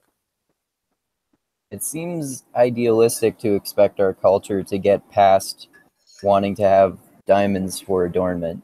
I think it's, and if we're looking at it as and we're analyzing the value of diamonds, I think that that's completely like inconsequential to the underlying facts of how demand is generated out of whole cloth through advertisement, which is how De Beers generated the demand for diamonds as an adornment in the first place. Like, what is the value of having a clear colorless gemstone over like a ruby? I mean, rubies are even more beautiful than diamonds, but it's all a value structure that is predicated on a cultural, a cultural distinction, and it's an artificial one. Like, we could say that having cowrie shells is more desirable than having diamonds, but we don't. We're just in this absurd situation where diamonds are the gateway into a marriage, which is another contrivance of this culture. Right. Wait till you have to fucking spend your hard-earned money on one. I'm never getting married. Really, that's irrelevant. Strong feelings about it. I mean, it's fascinating because I don't find it all that fascinating aside from the geology, and the geology has no bearing on the value of the gemstone as such. The geology is interesting to me. The geology of coal is just as interesting as the geology of diamonds, and yet we're talking about diamonds. Right. So there's the geology, there's the economics of it, and how one company controls the supply and has built up this idea that diamonds are rare when they're not, and so on. And then you have the human emotional attachment, which has been around. I mean, the oldest graves dug up, they bury their dead with gemstones. Well, that's a far more interesting conversation than diamonds such. I'm just saying, like the need for humans to adorn their bodies is far more interesting than mining fucking meteorites for diamonds, because that's like the whole Elon Musk going out into space to mine shit just seems so hubristic to me. Like he's doing it for the glory of Elon. He's like a modern day Alexander the Great, but he can't go around and conquer Persia, so he has to go out and build shit in space. Yeah, there's some truth in that. Well, it's status, right? That's what adornment is about. Status. Well, that's another question. It's not necessarily about status per se. It's more like a culturally accepted way to adorn oneself to indicate one's It's all status. I mean, it's almost all status. well, how are we using status? Are we using status to say this is one's status within the social order, or are we using it as a way to say that having more status puts one higher in the social order? You could say that like saying that you're about to become part of a nuclear family is something that's praised in our culture, and diamonds are a way to praise the nuclear family in that sense. I think that's a incomplete thought. Well, maybe not the nuclear family, but marriage. Yeah, you're right. It's a ritual. I mean, it's so much about set. You go and shop for a diamond, and the first thing you learn is that Tiffany's it's roughly 2.5 times the cost of the next place, and Tiffany's. So let's say you're talking about a 1 carat D flawless diamond, which at the time I was shopping for them was $25,000. Okay, not at Tiffany's, and why do people, they get the same unfinished diamonds. In other words, every diamond manufacturer and every diamond producer gets the same load of rocks. Okay. In other words, they're rated by a different agency. So a D flawless diamond where you pay 40% less. So what you're saying, Ed, is that you got shafted and you got fleeced by your culture into spending I didn't buy it. On a useless object to. Can I finish? No, because it's so boring talking about shopping for diamonds. Like looking at the meta aspects of why you went and shopped for this diamond instead of what you were convinced of in the action that you were convinced of by your culture to go and do. Like dude, calm down.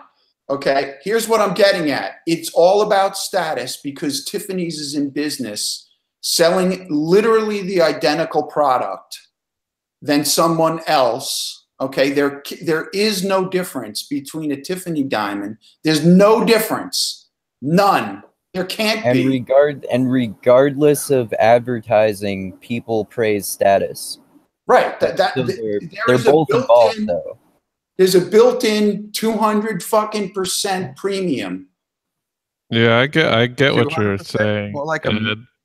Because one of my friends actually he pieced his wife's ring together. He didn't really buy a ring. He bought everything separately and had it put together and saved a shitload of money.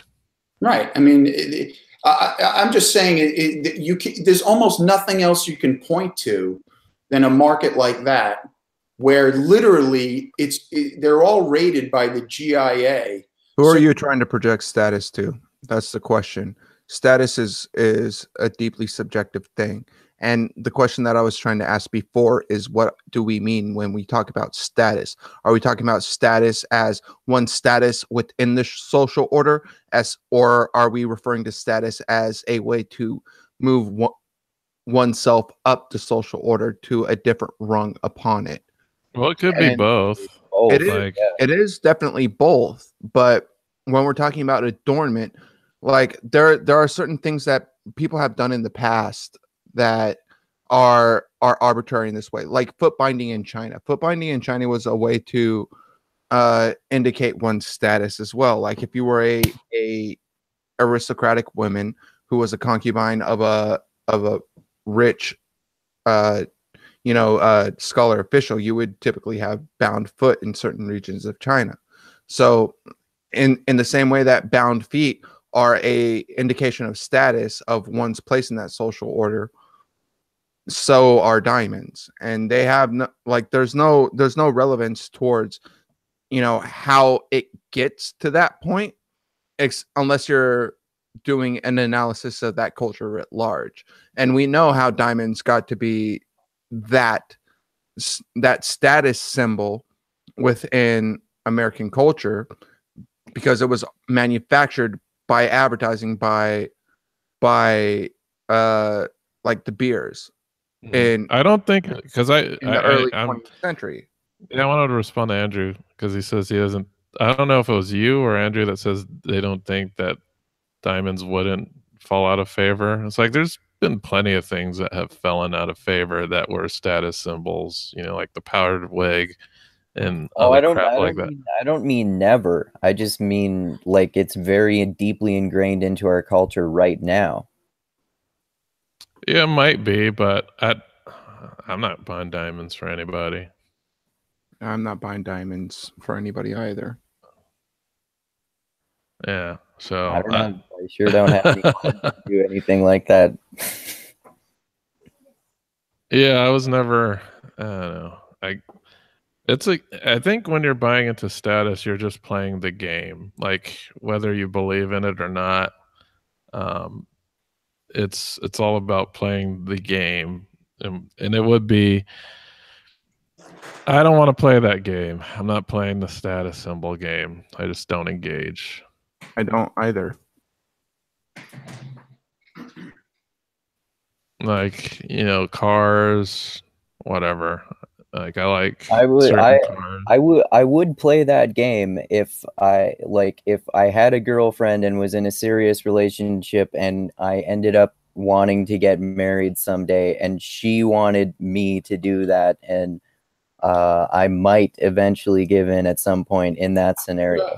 I've never played that game, and I've had many relationships. And you're married, aren't you, Dusty? Not really. Not really? Like I being am pregnant. Like, I have a kid. I live with my quote unquote like wife. a common law marriage or whatever the hell that legal status thing I'm means? not even legal. Okay. Like when you, all right, marriage. Like how much fucking money would I have to throw at a ceremony that? To me, like the whole pomp and circumstance behind marriage seems like a waste of money to me. Find a guy that doesn't agree with you. I totally agree. Yeah, so I just didn't do it. Like my money could be like I'd rather put a down payment on a house than spend money on a marriage ceremony and diamonds and all that other ceremonial There's never stuff. been a male human that who makes ever a lot of lived who would sense. disagree. I don't think so. There's probably rich dudes who are like, yeah, I'll do everything. I don't care. You know, there's certainly. Yeah, they don't care. They're doing it, but Naive realism, guys.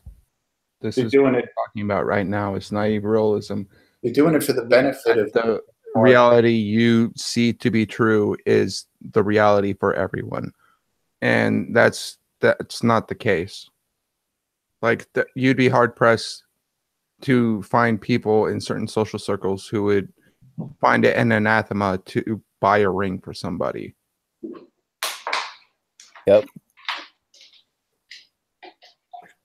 Yeah, because I don't know. It's just I think my hard-earned money can be used for better things than pleasing. Like, what is a marriage for? It's not even for the two people. It's to please the associates of the two people getting married. Really, it's to give them a big show. converted, Yeah. dude. We're all converted Yeah. we all converge on this issue. There's going to be nothing but rank and file agreement on all of these issues, I assure you. Yeah. Fuck, I got married in a Catholic church, and the only reason I did it is because her father fucking foot the bill. Okay? There's no way I would have done that if it was my money. I would have been like, are you fucking crazy? I'm not doing that. You know? I mean... Well, you just gotta find the right lady who has like their head in the right place. like has similar financial sensibilities. You know, and to do that, it's difficult. You just have to find a very independent, Yes, it is. sensible Mike, person. Michael, one of my cousins and his girlfriend basically decided to do that. They've been together for like 5 years or something like that, and I don't think they're going to get married because they don't see the point. Till she gets pregnant. There's Well, always even abortions then, even available. then. What's that? Said there's always abortions. Oh, well, True. I was assuming that the pregnancy was going to proceed in that snarky comment. I'm full of snark. I'm full of Isaiah Snark Central. yeah. Yep. Of course. Well, I think that talking about individuals' decisions vis-a-vis all these things is kind of I don't know. Like one person's decision to buy a ring because it's predicated on their own culture, and that's something in which they must participate in, seems like a weak argument to say that this thing has value in and of itself.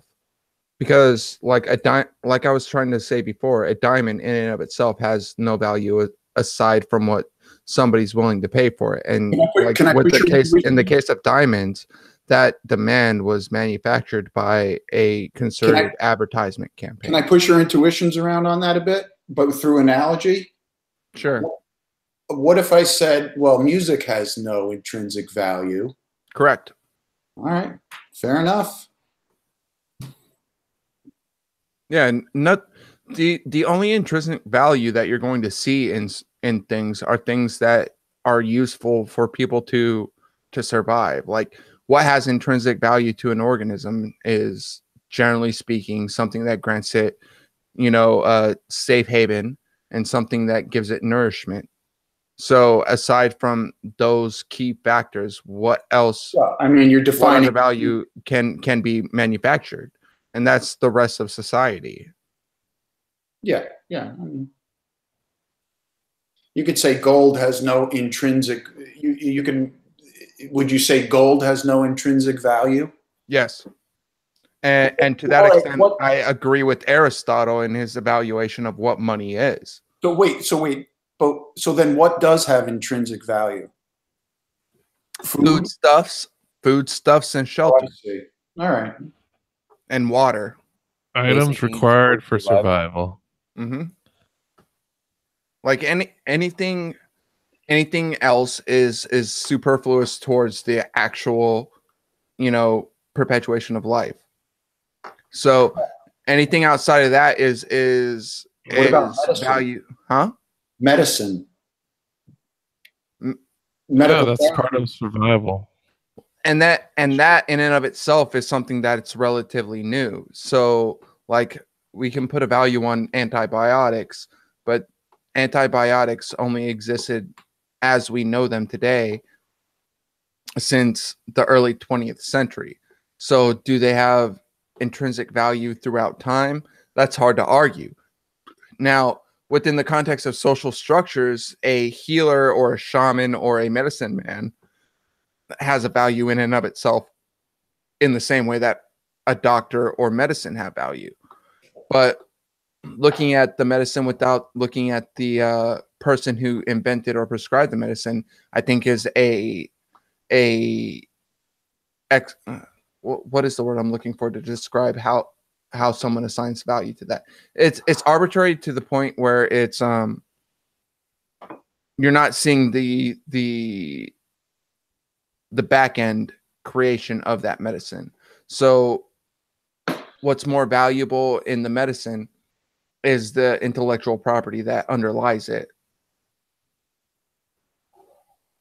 And within the economy, that's exactly the case. Like something like medicines that are out of patent do not garner significant profits. Like aspirin for Bayer isn't its main moneymaker necessarily. It gets more money off of patent medicines. And that's been the case because of patent law. And that's a lot of the reasons why like certain narcotics and certain illegal drugs have been made illegal and highly controlled, because like say people were to just grow weed in their backyard and that provided them medicine for 60% of their ailments, they wouldn't have to go to the store and buy Tylenol with codeine in it. So there's that. It's an entire confluence of different things, but at the end of the day, value is this value aside from staples are all subjectively assigned based on how much people want them. And that's why something like advertisement exists, to generate demand for things.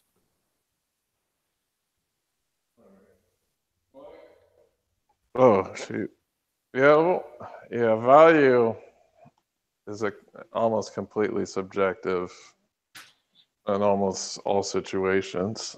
I think we can probably collectively agree on that. Well, there's an entire corpus of economic work that has delineated the subjective theory of value. Aside, like there's many different theories of value that have existed in economic theory in the past, and the most prevalent one in neoliberal and neo-Keynesian economics is the subjective labor of value, or a subjective theory of value, rather, not the subjective labor of value. That would be a nonsensical statement. But like the subjective theory of value states that what somebody is willing to pay for something is its true value. Oh, okay. Yeah, that makes a lot of sense. I mean, it makes sense to the extent that you're looking at prices, but that assumes that the price of something is its value. Like, yeah, and I don't think that like, that there's is going to be a lot necessarily of true. factors that go into that, aren't there? Like your culture, your individual upbringing, and everything that has to do with that, which is a lot of different things. And I think that's not looking at the question of value versus price, though, because what somebody is willing to pay for something doesn't necessarily value it at that level. Like, I overpaid for the car that I have, right? It's not worth on the open market the price that I paid, but I paid that price because I needed it at the time. So is the price reflective of the value? No, but the price was what I was willing to pay at the time because I had the need for it at the time, right? And that need was artificial. So there's no like empirical or objective value to a lot of things, but at the same time, price isn't necessarily reflective of the value of a commodity or object. Exactly. I agree with that. Yeah. Right. You're talking about classic supply and demand economics. Well, not necessarily, because we're talking about the difference between price and value. Like within supply and demand determines price, not value. Right. Yes, exactly. Yeah. Good. Like, and we're talking about something like we were talking about medicine before. What is the value of medicine? Well, it depends. Like, I don't need cancer medication, so cancer medication has zero value to me. But on the market, I would pay the same price for cancer medication as somebody whose life depended on it. So is price reflective of value? Conversation. Absolutely. So that gives credence to the subjective nature of value, but at the same time, it still begs the question: what is the difference between value and price? Yeah, I mean, a simple example is a restaurant. You go to a very expensive restaurant and a Coke is $7, and you go to a cheap restaurant and it's $1.50. I mean, they're literally identical products, but one you're willing to quote overpay to be in that environment. Does that have value for you, or it doesn't have value for you? These Well, it's are the same like being stuck in a movie theater as well. You know, you're going to pay $5 for that Coke, yeah. or you're not going to have it because you can only, that's the only thing you have access to in that movie theater at that time. Yeah. Yeah, so a lot of ideas like this come up within when we're talking about things like, to get back to the value of diamonds or the value of music as such. Like, what is the value that they are granted? Those are so deeply subjective as to be to talk about them in the value of like going out to mine diamond asteroids. It's like that to me makes no sense if the value of diamonds is non-existent. So what value or what great things of value is Elon Musk doing within his endeavors to go into space for mining ostensibly, or this, that, or the other? I think what, you know, it's no different than like what Elon Musk is doing with his SpaceX program or whatever space program he's doing is no different than the Gates Millennium, the Gates Foundation projects, except for the Gates projects helps other people and the space projects are for the glorification of Elon Musk. So I mean, that's why I made that analogy with Alexander the Great and Elon Musk, because what Elon Musk is doing is for the glory of Elon. I didn't know Elon was a gay alcoholic. Alexander the Great. So if we're gonna talk about Alexander the Great was a gay alcoholic. If we're gonna talk about sexual proclivities of the ancients, I don't think we can use the word gay, because the term gay or homosexual as such didn't come about until the 19th century, late 19th, early 20th century. I'm not familiar with the ancient Greek word for it. There's no distinction between sexual activity between men and women. It's all just licentiousness. So, well, that I've actually read a lot about this, and insofar as how much we know about Alexander the Great, he had homosexual relationships with several people. Well, Hephaestion, his best childhood friend, and again, it certainly would be looked at differently then than it would be now, let's say. And he wouldn't be called gay because he had a wife as well. Well, when I say gay, I'm not making a judgment call. I'm talking about that's not what I mean. I mean, in the context of the time, he wouldn't be called gay. He wouldn't be called gay because there was no description of that. Like you've read the dialogues, right? The dialogues. I think it's Plato, or I see where I see Plato and Socrates. They didn't. If you're talking about with prepubescent boys and all the rest of it, dialogues of Socrates. Written.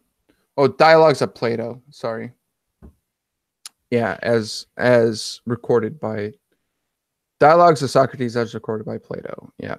Right. So nothing of and Xenophon. So Plato and Xenophon were both students of Socrates, so they are probably the best sources on the subject. But like within the dialogues, you have a situation in which, Socrates extolled the love between a man and an adolescent boy as the greatest love between two humans.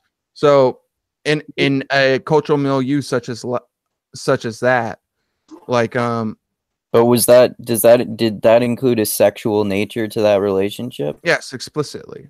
Okay. It in a cultural milieu such as that, how can you say that their concept of gay is the same as our concept of gay? It wouldn't be the same. Not. No, I mean, but it depends on which polis you're talking about, and the sexual activity was limited depending on, again, where you're talking about. But there was a reason. There were reasons for that. There weren't schools and so on. So the way to educate your son, if you were part of the landed gentry. How is that relevant to the linguistic aspect of what we're talking, like the sociolinguistic aspect of what we're talking about? Well, it's what you're talking about. That's not what I'm talking about. I'm saying that Alexander the Great, as we would define it today, was gay. Okay, almost unanimous. So to what extent does he sucked cock, dude? What do you want me to say? Oh, it was bi. It was And? bi. Maybe he was bi. Who knows? like? yeah. Well, Probably. this is a conversation that I had at the Serp Club the other day when we were talking about eating pussy and sucking dick, and kicking ass. Eating pussy, sucking dick, and kicking ass. So this is a topic that we brought up, is that the lady that I was talking to would say, oh, she could eat a pussy and not be considered gay, but if I were to suck a dick, I would automatically be gay. There's no gray area when a dude sucks a dick. Yeah, But In our culture right now. yeah, in According common to Eddie parlance Murphy. and within the culture that we live. But in reality, sexuality seems to emerge as a spectrum. And within that spectrum, there are different acts that people commit. And those acts do not change their identity if they identify as something that is or is not gay. Some straight Alexander would Well, not say that he was current- gay. ways. But current milieu would say, as long as you don't look them in the eyes. Oh yeah. Well, it's not gay when you're Don't lock underway. eyes. It's Don't not lock gay if eyes you're in double underway. silhouettes. It's not gay if it's 2 below, and it's not gay if it's Thursday and you're in Afghanistan. it's true. Or in prison. Yeah, it's not gay if it's in prison either. The distinction you're making is that in ancient Greece, a man, again, the landed gentry type would have wives because they want children and pass on. I mean, remember, they didn't have, well, they did have courts, but they wanted patrimony. You know, they wanted to pass things on. So they would have wives and so on. But it would be true to say that That depends on the polis, because like in Sparta, everything was owned collectively. that's and right. There was a king who was Two the kings. executor of it. Two kings, actually. Very rare in history. There were two kings that served at the same time. But it would be true to say that, yes, there would be no eyebrows would be raised. Somebody gay versus not being gay. They don't look at it. They didn't look at it that way. You grew up with your male friends, and these relationships were so close and were often sexual, and it wasn't looked upon as, you know, it was looked upon like you're into baseball and I'm into basketball. There really wasn't that big a deal over it. That's all true. So what's the purpose of saying that Alexander was a gay alcoholic? Because he was a gay alcoholic. Does that even make sense in the context of when he lived? Yes. Well, Why? the alcohol does. Why? What do you Why? mean? Why what? Well, What the is an cultural alcoholic? connotations don't apply. Cultural connotations obviously. don't apply, I'm so not the appellation I'm not doesn't making work. cultural observations. I'm talking about his personal behavior. He had a best friend, Hephaestion, okay, Yes. who died in Iran, who he was inconsolable when he died. He was his closest confidant in Uh-huh. childhood. He was basically, if he lived today, it would be his husband. Okay? Like, who I'm not recorded? making, I'm not making, Who recorded the life of? But they're not living today, though. But they're not living. They're not living today, so we can't apply modern I'm not propensities. I'm not applying modern anything. I am saying his sexual activity was centered around other men, A, and B, most historians Alexander had a wife. because he was a king. Yeah. Okay. So So if you have a wife and you're And- fucking your wife and you're also fucking some dudes, does that make you gay? Or does it, even by today's standards, doesn't that make you at least bisexual?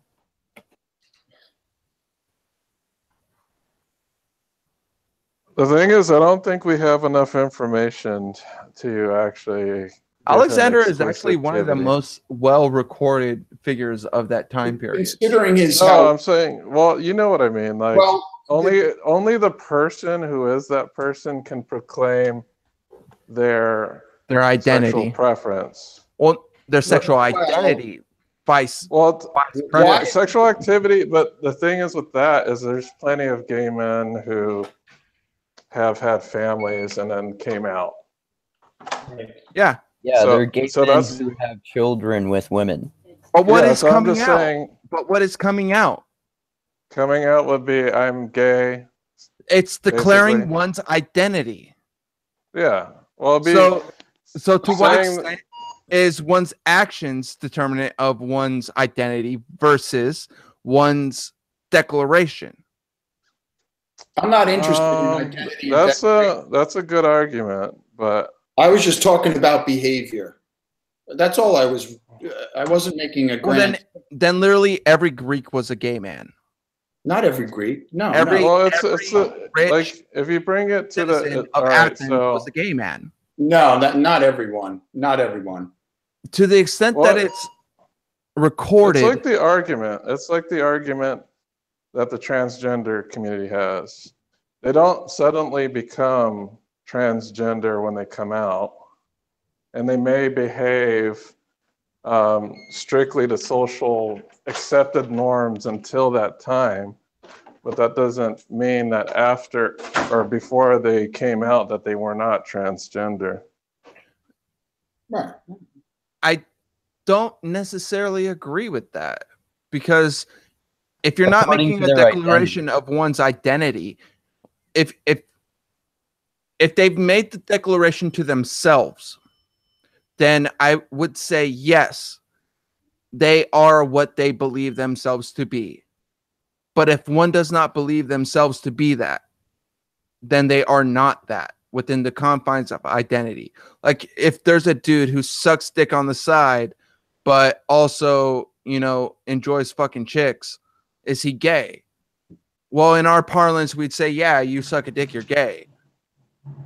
But Well, I'm just he saying that doesn't we don't believe have himself enough. to be so. Well, what I'm saying about we don't have enough information is that did Alexander ever exclusively come out as being only into men? And that's what I No. mean. There We isn't don't enough. have There isn't enough information. The reason historians believe that he was is because he had a lifelong companion. That's a modern appellation to being put on the man in a time and place that is so different than where we live now that we cannot describe what it was like to be Alexander. And talking about how Alexander lived, Alexander literally had a historian following him I know, everywhere and writing things down. So Which doesn't exist anymore. exactly So no, yeah, right. No. Well, what is the definition of gay that we're using? Like the Good definition question. I am That's- using is That's what I'm getting at.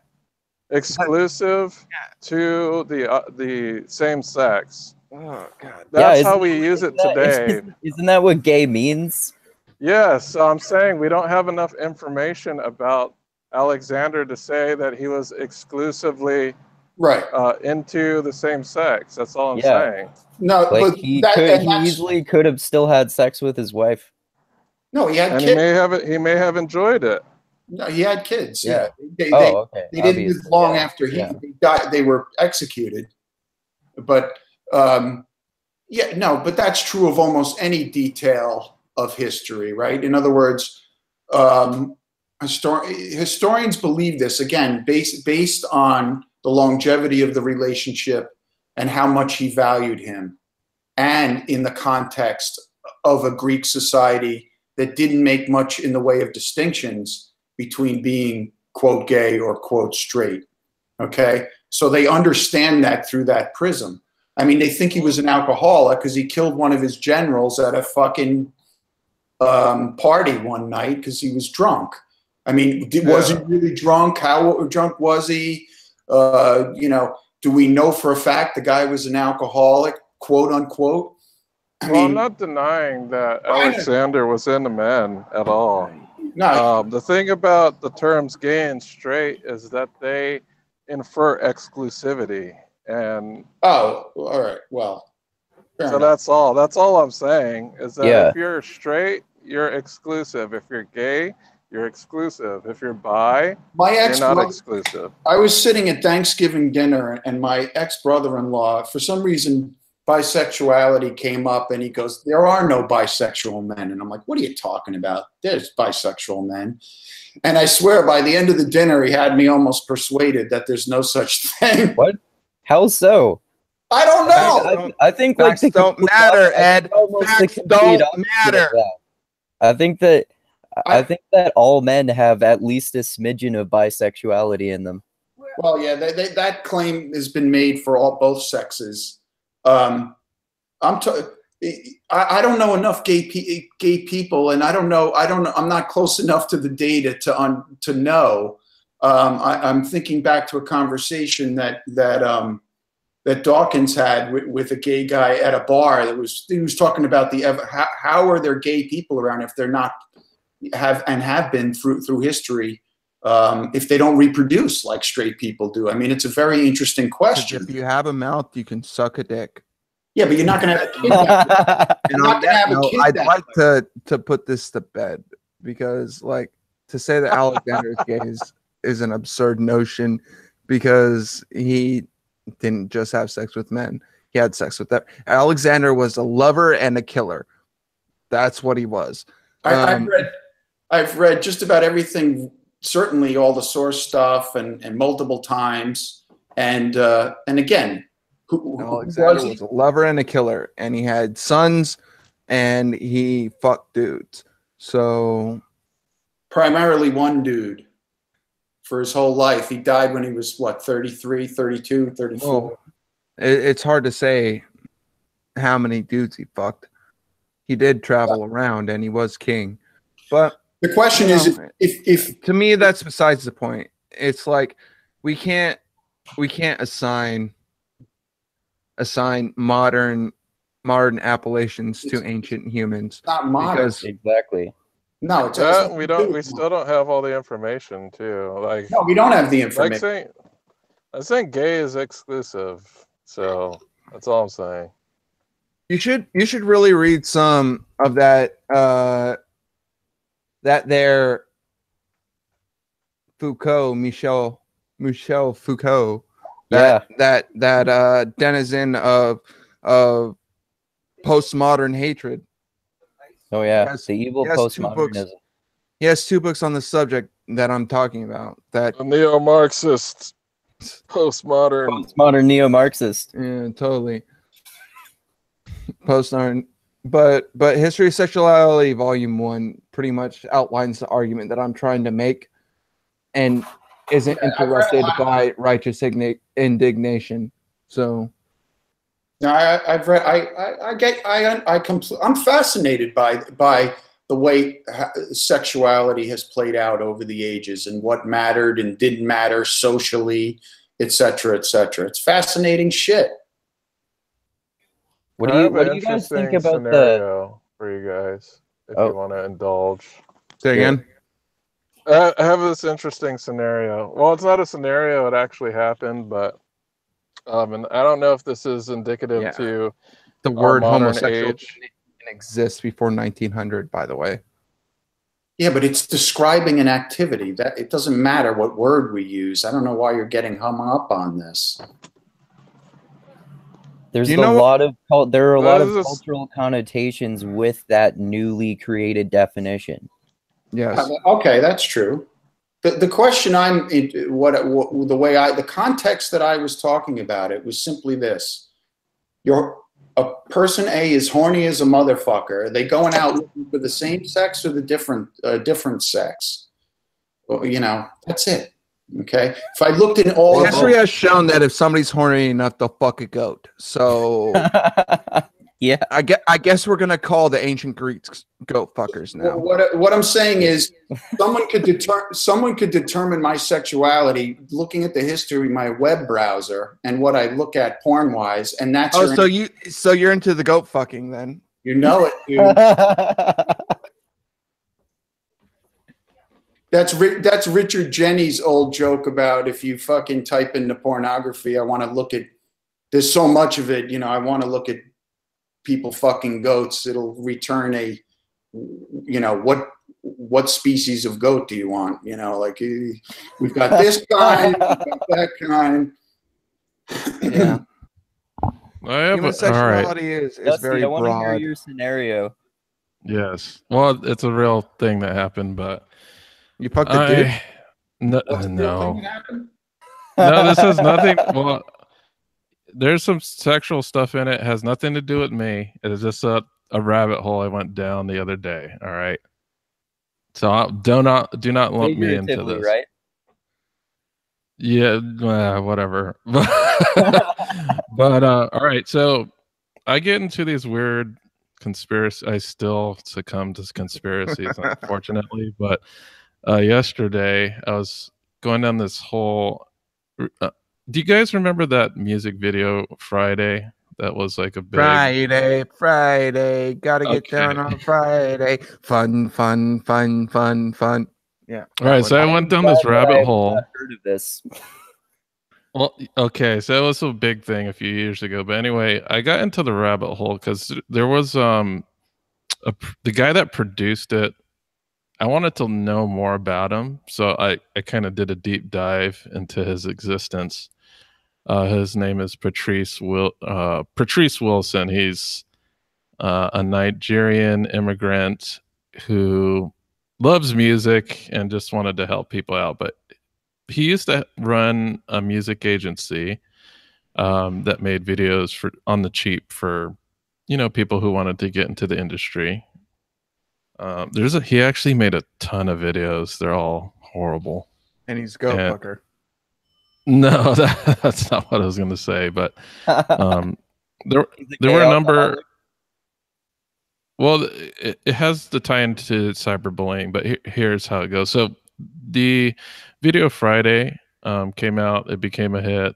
People called him a weirdo for working with like this underage girl. He had his own motivations, which was he's running a company and offering services to produce music videos, et cetera, et cetera. So he produced for a number of young girls as well as like random people who shouldn't be in show business, who are like weird looking and whatnot. But whatever. There was this one video that was really, really off-putting. Obviously an underage girl, and there was like a lot of adult themed things in the video. So she was, you know, doing, you know, wearing scantily clad like hooker garb and moving her body in places and ways you don't want to see a 13-year-old do. And so what happened is there was this large backlash online. He got made fun of by a lot of YouTubers, and he deleted his whole account. He took a lot of the criticism very seriously, even though a lot of the criticism was just jokes, mainly by online comedians. Like, I really didn't think, you know, he was being called a pedophile and cradle robber, et cetera, et cetera. He shut down his channel. I'm pretty sure the guy was making a lot of money from his channel, because that Friday video, I think it had like over 30 million views. And, you know, 30 million views will give you a pretty good chunk of change. So anyway, he disappears for a while and he comes back. And he says like he lost everything. Nobody wanted to do business with him anymore. He got a lot of hate.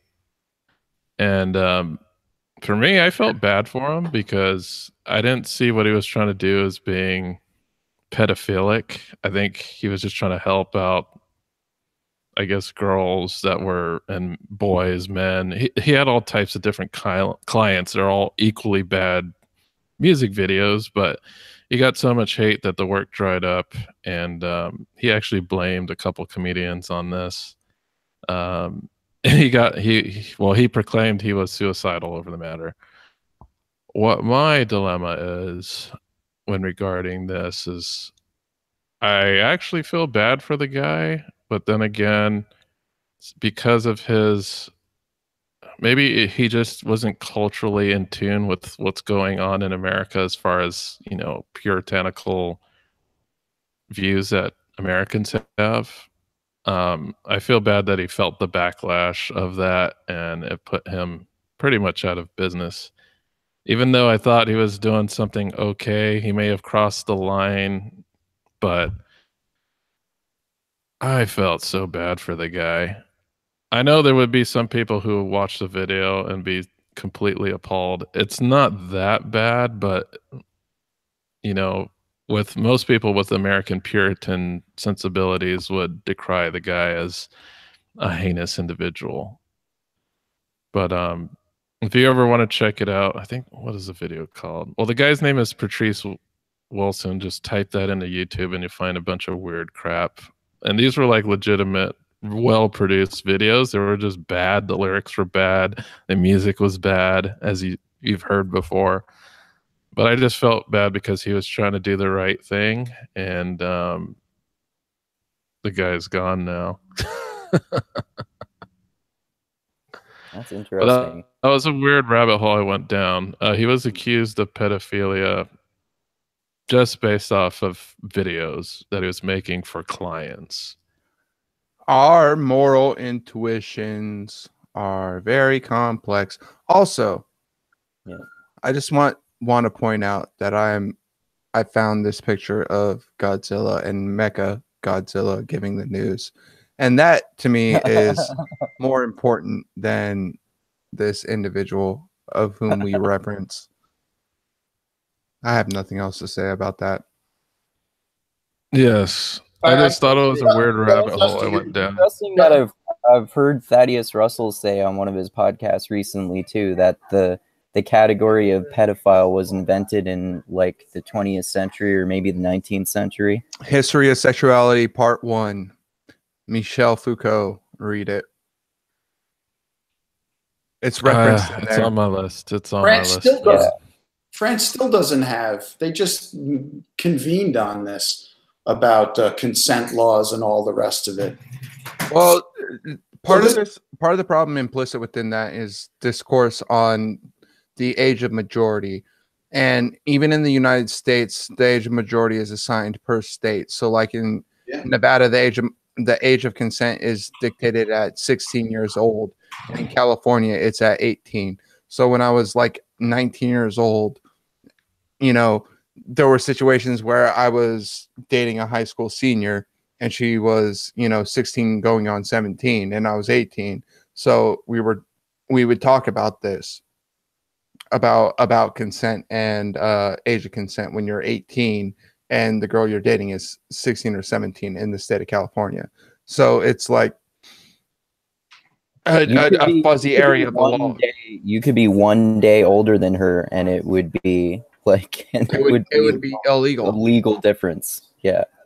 So there's fungibility within that context. And like in the state of Alabama where that one dude running for Senate was accused of being a pedophile.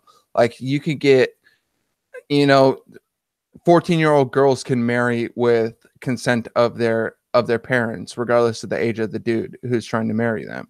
So it's in all states. Say again? In all states or just no, Alabama? in like Alabama. Like those laws are determined by the state in which you live. They're not determined by the federal government. So the United States has like a triple tier legal system where there's a municipal laws, state laws, and then the federal law that dictates what you can and cannot do. And very rarely do you find a federal law that prevents people from doing things like get married. One of the interesting things that, like with my example, because there was no, in my example with this guy, there's no evidence that he ever had any sexual relationships with any of these people. It's just a visually appalling thing to Americans that gave him that name of being a pedophile. Like, for instance, we're just talking about the perceived sexualization of minors. Perception in the abstract. Yeah, so we're talking, like if you like Japan, they sexualize youth like to an absurd degree. But it's culturally acceptable there. In certain respects. Yeah, in certain respects. So I'd say that over here, that is not socially acceptable. And even then, because of that, he was called a pedophile, even though it had nothing really to do about his personal sexual Proclivities. So the law, Proclivities. he didn't Yeah. touch anybody, and the law didn't come after him, but he lost his livelihood because of it. That's for you. Is that true to say? The law didn't come after him, and he wasn't. No, not at all. Right. He lost. Well, he Okay, didn't do because of anything that. illegal. Yeah, because of that negative Right. perception, he lost Paid a work giant because it social became price for breaking a social norm. For yeah, breaking a perceived social norm. Right. yeah. Yeah. You can't sexualize minors. In Yeah, certain exactly. respects, you cannot sexualize minors. That doesn't prevent the sexualization of minors from occurring. They have these childhood Yeah. beauty pageants that are fucking revolting beyond words. To you. Yeah, to me, yeah. And that's all I'm trying to say when we're talking about facts before, is that what matters to you doesn't necessarily matter to another person. And You want to bring that up? You want to stick by facts don't matter? You really want you that's not what I'm want to saying. be fighting out of that trench? Well, I think that the position that you take is kind of an absurd one. And Yeah, you're welcome to that. and within that, I don't think that there's Shall I keep There's- reminding you when you reference facts that you claim that they don't matter? Should I just keep doing that? that's you can do that all you want. All right. I'm not Yeah, there's nothing- mattering is completely I'm doing subjective so. to the I'm individual. saying I'll point out all the facts that he brings up and say, why does it matter? It's facts don't matter. Oh, I'm addressing I'll point out the absurdity of your statements about facts. Well, it's just matter. You have to not address facts. You have to address the word matter. that's the key in this discussion. I'm not Right. saying that facts don't Matter exist. springs from the fact, right? No. Matter springs from the individual. Like what matters to you doesn't matter to me. Right. So to The say that facts matter is to you are not the facts references that matter to me. universal. Well, here's the References thing. Universal understanding of what these facts mean in the context of the conversation in which But we're both having. in the domain The, of the fact. problem with saying that statement is Not saying that that facts don't exist. here's the problem with the statement is that saying facts matter and they also don't matter. So you can't really make a universal statement about it.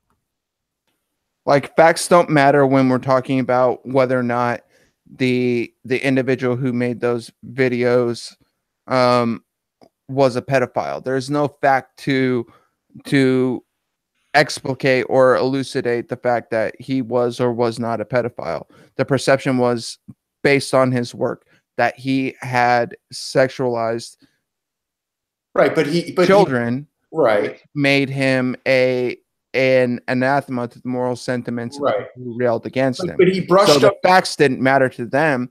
The Well, perception not- mattered more. not the fact of physical contact, right? The fact that he brushed up against was the fact of social norms in America and the outcry that destroyed How much do social norms have to do with facts? a social norm isn't a fact. A lot. The existence of a social norm in and of itself can be construed as a fact. Right. That's right. However, the existence of a social norm exists regardless of the facts that back it up. Well, I mean, let's think about that for a second, because why the outrage? Why does this norm exist? And then we'd have to go into, So you're saying that facts are contextual then? yeah, of course, yeah. So to what extent do facts matter if they're contextual? I don't understand. I am not saying everybody's operating off the same set of facts with the same. It's an absurd universalist statement to say that facts matter or that facts are not, referential to one's subjective experience. And that's what I'm trying to get at. It's not that facts do not exist. I have not. That's how you're trying to characterize the argument that facts don't necessarily. I never said that you said that you don't think facts. That's how you're trying to characterize the argument that I'm trying to defend. No, not at all. Not at all. So to what extent do facts matter? They matter to the individual who is perceiving the facts more so than the fact in and of itself. So the statement facts don't matter can be true to the extent of the interpreter of those facts. If somebody dismisses the facts as they are, then the facts do not matter. Yeah, it's just a statement that is not. It's not a statement that can be applied universally. Yeah, right. Exactly. I mean, you could see you could be sitting on the train tracks and a train is coming 60 miles an hour, okay, and just say, well, that's a fact, right? And we could always say that's a fact. And you could say, well, I choose not to accept that fact because facts don't matter and you'll get killed by the train, right? Or you can ignore the fact. How much does that fact of a train approaching somebody who is not me matter to me? What? Matter to you? If there's a person on the track, yeah, and I'm standing on the platform and a train is approaching at 60 miles an hour, how much does that fact matter to me as the observer? Less than the person who's standing on the track. What if it's your best friend, your dad, your brother? Well, I think what I'm trying to say is, what if it's a criminal? What if it's a pedophile? How much does it matter to me? It's not like I said, not universal. There's right. This is why I'm saying the weighting of facts is obviously up for grabs, right?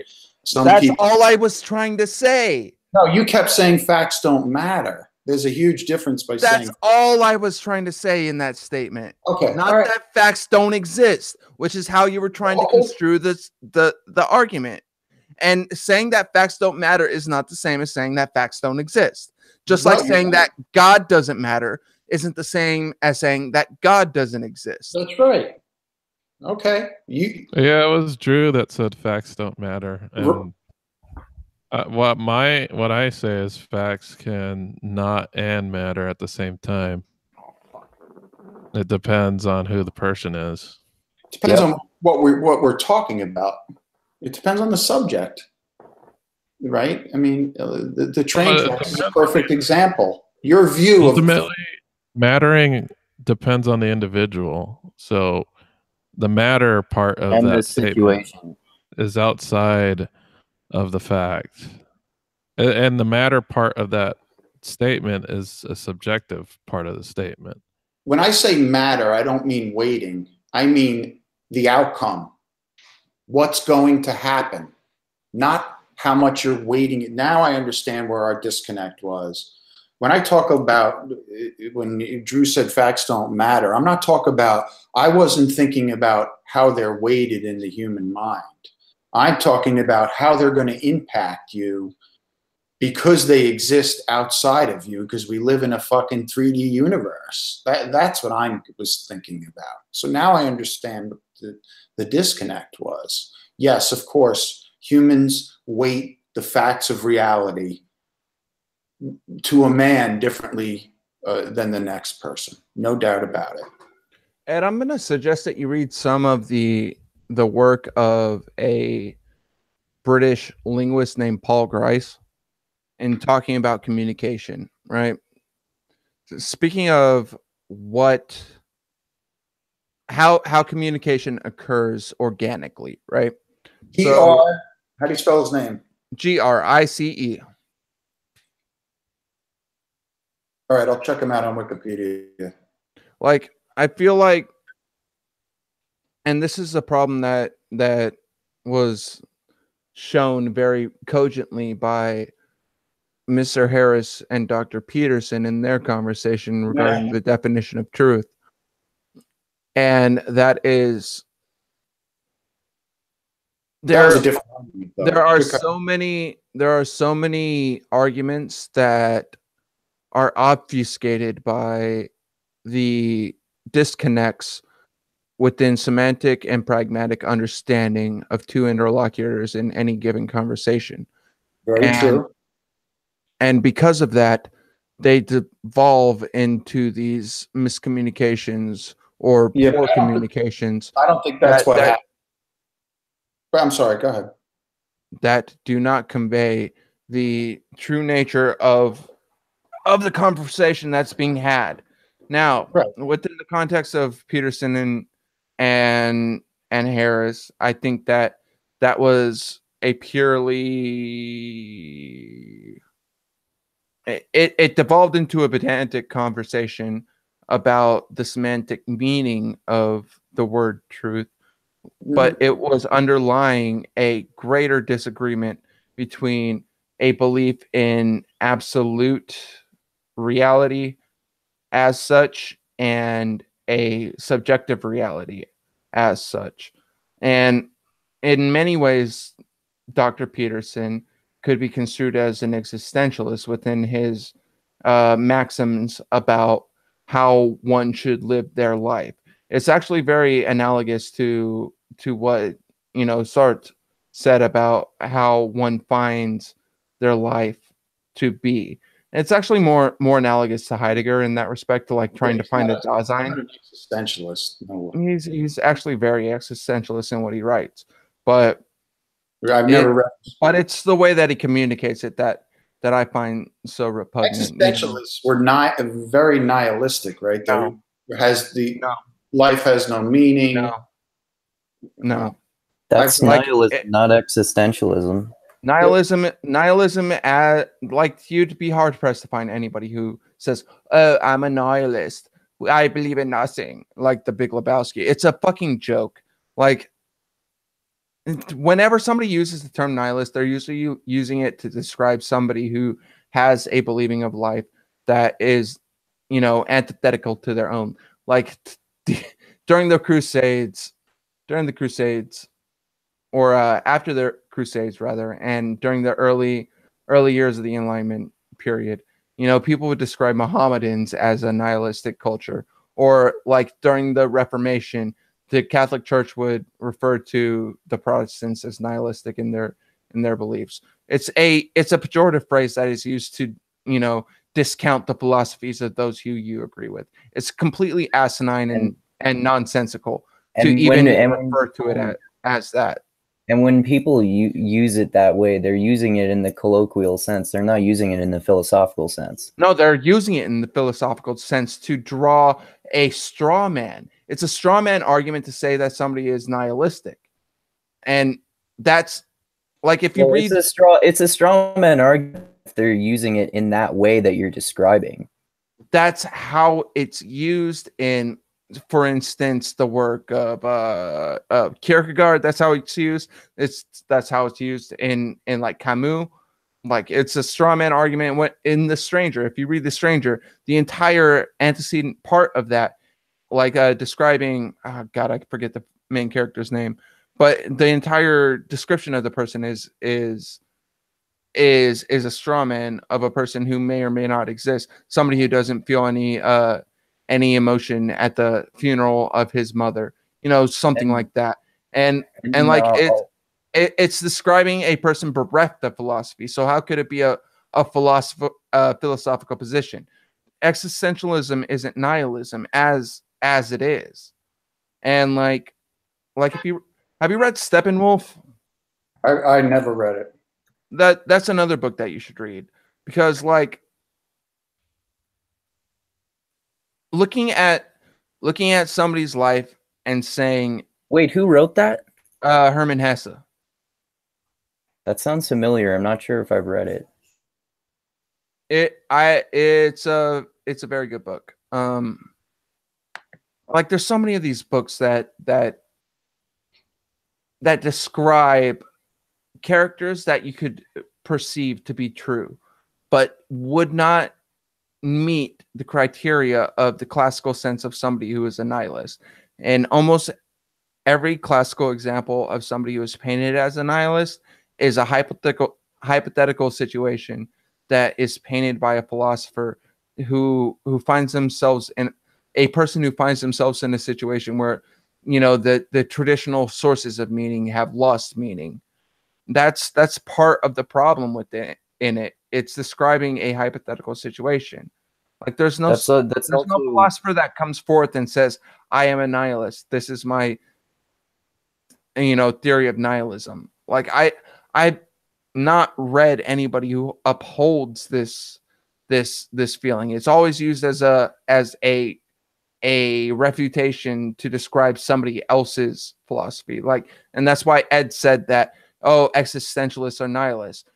No, existentialists are not nihilists. They're the antithesis of a nihilist because they find a meaning in things that are they're an answer to nihilism. Yeah, that's how you could. All right, that's so how you could here's the definition. Answer to nihilism. Here's a definition of nihilism: the rejection of all religious and moral principles, often in the belief that life is meaningless. Skepticism, negativity, cynicism, pessimism, disbelief, unbelief, agnosticism, atheism. So Richard Dawkins was a nihilist. Lumped into one category. Hold on. Philosophy, extreme skepticism, maintaining that nothing in the world has real existence. That's nihilism. Historical, we talk about the... Now, existentialism, it's true that they are not one and the same thing, certainly. But here's a quote out of the first paragraph on Wikipedia. In the view of the existentialist, the individual's starting point is characterized by what has been called the existential attitude, quote unquote, or a sense of disorientation, confusion, or dread in the face of an apparently meaningless or absurd world. Now, existentialism grew out of, those guys all grew up in the aftermath of World War II. I don't know much about Kierkegaard. I know a little about Sartre and more about Camus. I love Camus. Camus is probably my favorite Algerian Frenchman. Exactly. They saw what man was capable in World War II, the horrors of war, and they decided that, you know, life is absurd and there is no moral framework. And they had this very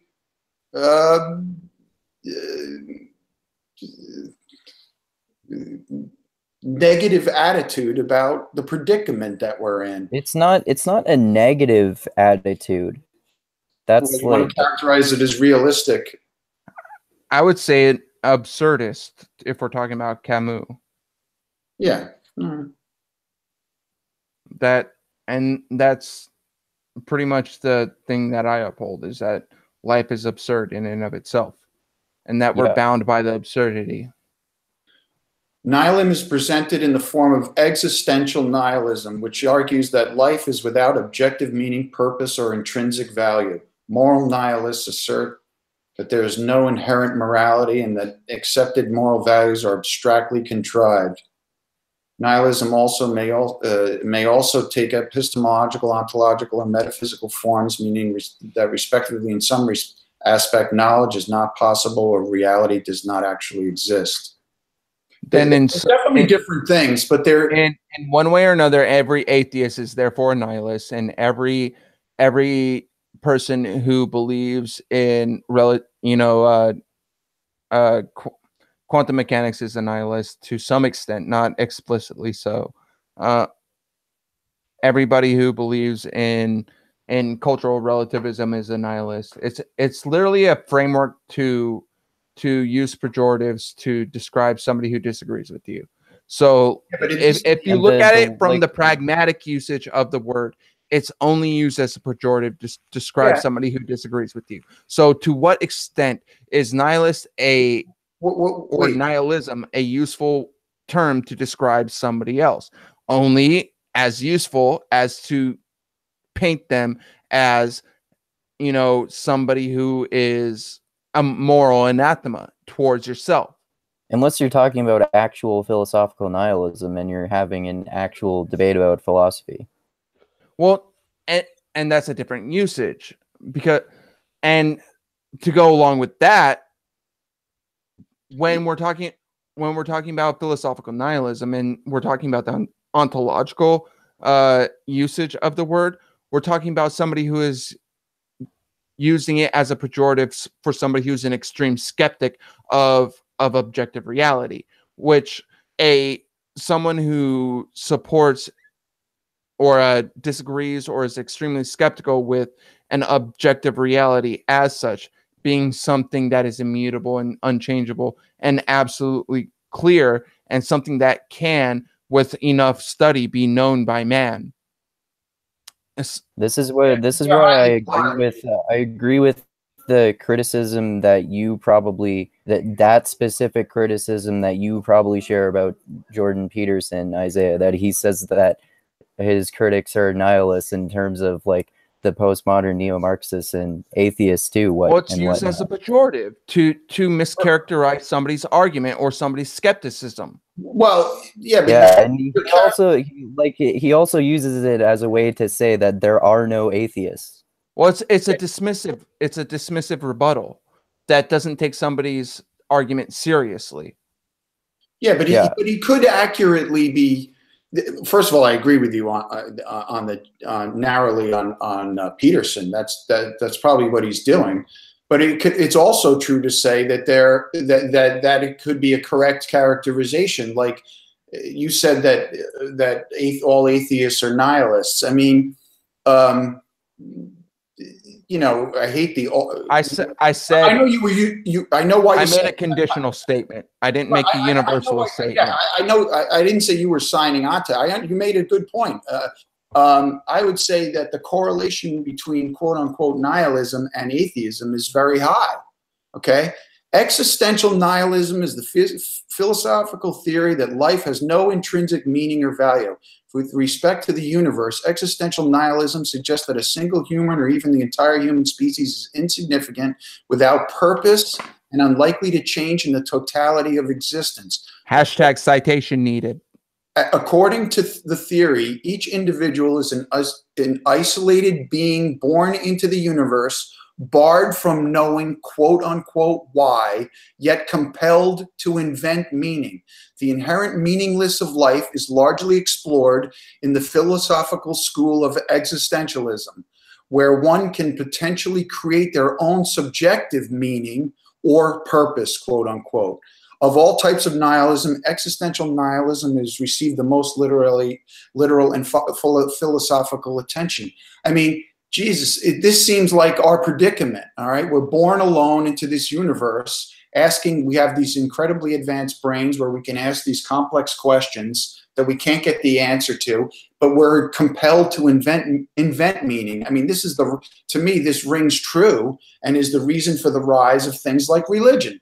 So you're an existentialist, Sam. Sam's bulldog, Ed. Yeah, you need to really change your handle to Ed. Because I'm just gonna start calling you Sam if you don't. What I'm saying I've called them Sam public too. intellectuals, though. It's so confusing. The inherent you should be a public intellectual in your own right, Sam Ed. The inherent meaningless of life is largely is where one can potentially create their own subjective meaning or purpose. I mean, this seems like what we all do. Yeah. Yep. That's why I'm an existentialist. Yeah. Because I've read Sartre and I've read Camus and I've read Heidegger. That's and they make a more compelling argument than people like Kant or Hegel. That's why Peterson's an existentialist, because that's why Peterson's an existentialist. Yeah, because a lot of his work is based off of Viktor Frankl, which has a lot of existentialist ideas. Frankl is also a very good example of an existentialist. Why are you saying Peterson's an existentialist? Because that's why Man's Search for Meaning is my favorite nonfiction book. You should pick up Modern Man. Being a psychologist, being a clinical psychologist is about telling people they have meaning in their lives. True. I missed what you just said, Isaiah. You should pick up Modern Man in Search of a Soul by C.G. Jung. I've not read that Jung book. It's very good. It's better than what Memories, Dreams, and something or other. What's it called? Modern Man in Search of a Soul. Is that what you said? Yeah, Modern Man in Search of a Soul. That's a very good one. Well, Okay, I'm curious why. Can I ask a question? I'm curious why you're characterizing Peterson as an existentialist or an existential nihilist. I didn't say that he's a nihilist. Well, again, I just read why they align almost entirely. Because that's a misappropriation of the term nihilist. The term nihilist was first used in like the work of Hegel to describe somebody who sees the world and doesn't see the order within it implicit as if shaped by an invisible hand, such as described by Adam Smith. It like the term nihilist has been used to paint people who are in opposition or skeptical of essentialist philosophies. So that's why existentialists often get termed as nihilists, just as you termed them as nihilists before. My point was to say that Jordan Peterson is not a nihilist, but he's an existentialist. And just as you, Sam, Ed, Bulldog, Ed, Sam, are also an existentialist, but not a nihilist. Because they're not the same thing. It's a conflation that should not exist. Because it's a pejorative that is used by philosophical. All right, so wait. My question is, why is nobody would say, like, if you'd be hard pressed to find a serious thinker. You guys said Peterson was an existentialist, and I'm curious, what's your basis for presumably he doesn't call himself that. I've never heard him call himself that. So he doesn't. He doesn't. But the concepts. Well, didn't you mention subjective meaning? Yes, he did. That's why he's an existentialist. Well, not only that, a lot of the stuff when he talks about man's search for meaning mirrors. Oh God, what's the Heidegger book specifically? But it's almost like a full rip on Heidegger and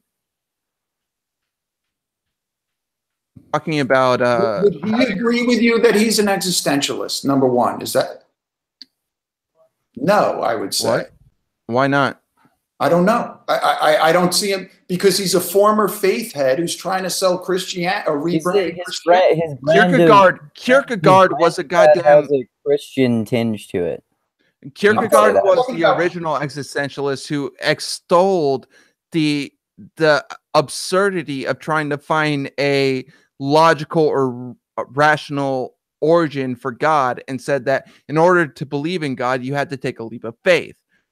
Like it, that mirrors almost verbatim the stuff that Jordan Peterson talks about when he talks about accepting God. You have to take a leap of faith to do it. And he talks about that. Excuse me, he does do that, and those guys don't.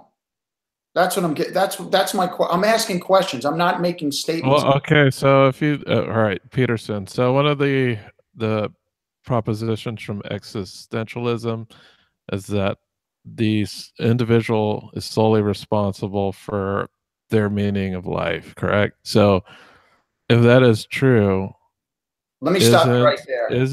Isn't Peterson a rabid individualist? Oh, okay, but Kierkegaard proposed that each individual, not society or religion, is solely responsible for giving meaning to life and living it passionately and sincerely, or quote authentically.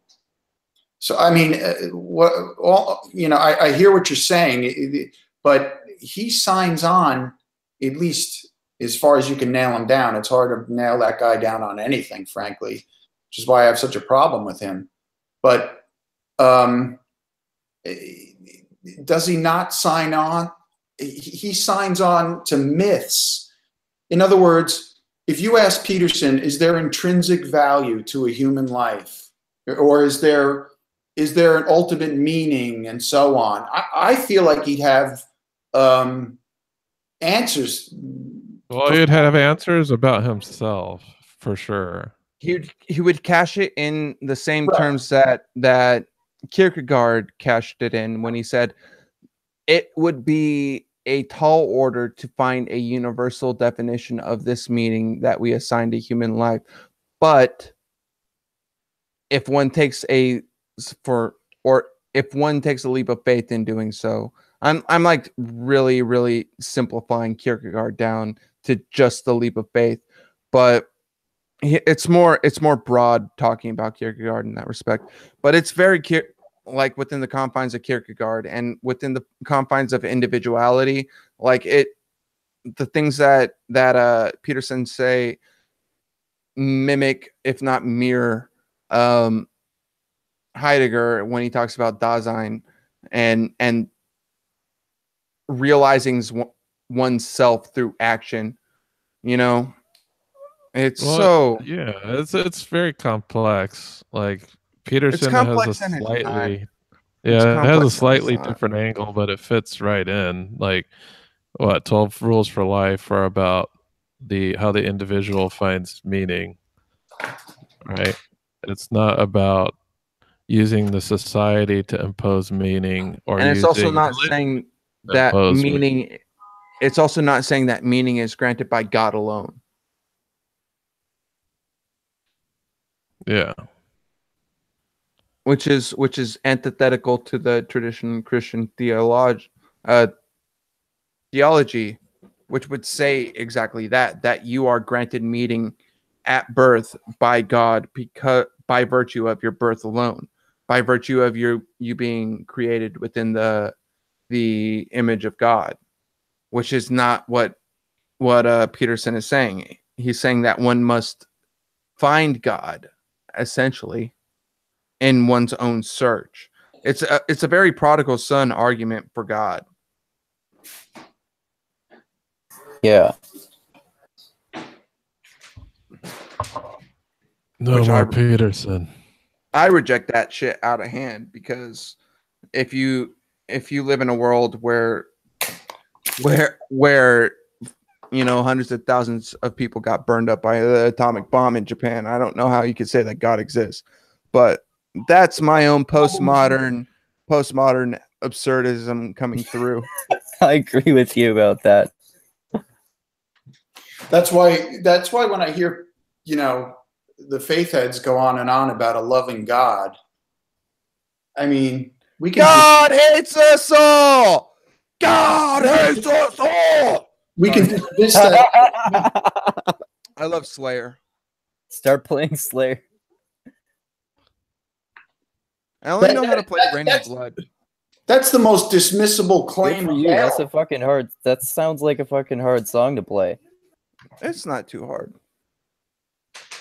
Not too hard at all. Okay, so it's garbage. Maybe I'll learn how to play that eventually. It's actually it's out of my wheelhouse. Well, I just want to briefly get back to the conversation that Harris had with Jordan Peterson, because I don't know that you characterize it. I mean, you were making a separate point. The conversation was, do facts exist? No, that wasn't his conversation. No, it was they about were arguing truth. about the definition of truth. The definition of a fact, yes. No, Okay. truth and fact aren't the same. Truth and facts are different within the context of the conversation they were having. Okay. Do you want me to just tell you the analogy Sam used on him, and that it went quiet for 15 straight seconds, and he didn't have a response, and said he got. Okay. Yes, sure. Andrew, stop soon so we can spend time with your dad. Okay. You find out your wife cheated on you. Okay. And she may or may not have done it, and you end up killing yourself. Okay. Now, then he goes, well, he should have paid more attention to his marriage and all that. And Sam's like, yeah, of course. But Jordan, there's one piece on the board, one move on the board that isn't open to you, is whether or not she actually cheated. That is a fact. Okay. And that is an immovable fact. And he went quiet. I hope I conveyed that well enough. It's not necessarily an immovable fact. Yes, it is, because it happened in the past. But we don't know objectively with 100% Let's assume certainty you have. what happened in the past. Let's assume you have a They, girlfriend. they were arguing about like whether I didn't say whether like, we knew or not. I'm saying whether it happened or not. This is the okay. So let's say you have a girlfriend, and you think she cheated on you. Okay, and you end up killing yourself over it. Okay, now whether or not she cheated on you is it either happened or it didn't. However, you want to define the word cheated. Okay, and you can define it yourself. I love how you're Sure. so hung up on this cuckolding or cheating analogy. That's besides the point. It was Sam's analogy. okay. You could So if you go with you could go with pragmatic definitions and say that, yeah, sure. don't confuse this. Don't attempt to confuse it by using the word pragmatic. Pragmatic doesn't apply. The fact of whether or not I don't believe in facts without the word pragmatic. well, then you don't understand what a fact is. That's Jordan Peterson. Okay. That's not even really what he was saying, though. Yes, it was. He was saying that there are metaphorical truths that can be scientifically false, but more pragmatically useful to people than scientific truths, which I agree with. Okay, that's fine. That's not what he was saying. He never said that. Okay. That is what he was saying. That is what he was saying. And then when Sam said, yeah, but we need to distinguish that from the only way you can you just made an analogy, right? About something that wasn't true, that like religion I did actually help so pragmatically, right? How do you yeah, know? Sure. Okay. So how do you know it's not true? Because it's not a fact. So facts must exist. Okay, this is the whole point. This is why they went around and I listened to it three fucking Here's a times. problem. Here's a problem. Okay, truth and facts aren't the same thing. Like truth is collective belief, as believing something is correct. Fact is indisputable. So No. truth and fact aren't the same. Yes, but they can be used. It's a distinction without a difference. It would be true. There is a difference. I think that term is a cop-out. What? There is a difference. I think that term is kind of a cop-out, a distinction without a difference. What does that mean? It's not a cop. It's a cop out to say that there is a difference. Okay, if I end up There is a difference. Like you could even look them up, and there's a difference. Yeah, that a fact is a tidbit of information. Okay, the truth could be a string of tidbits of information that are all facts. Right? This is this isn't where their discussion. This isn't what got them wrapped around an axle, as Sam said. What was the thing that you spoke out to you the most about it, Ed? I just put you on the spot by using his analogy.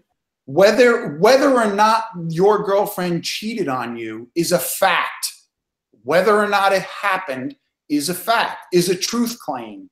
Okay. If I have a girlfriend and she cheats on me, is that what I'm thinking of at any point during that scenario? Who the fuck? That's not what they were discussing.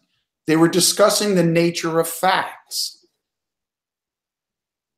Okay. Did you travel to Paris yesterday and back? Yes or no? The answer is no. And don't say, well, I'm only 90% sure. Yes, I know.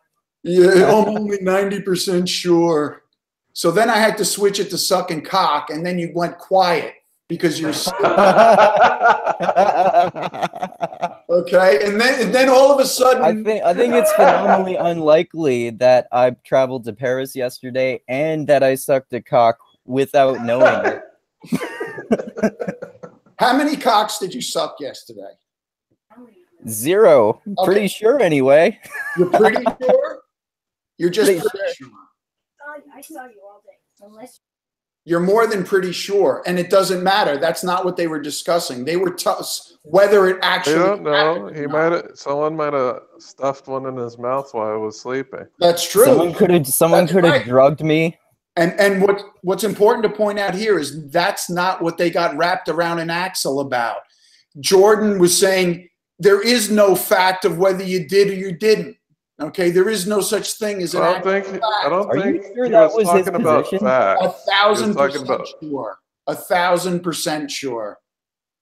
And he wanted to make a larger point, which you just made, that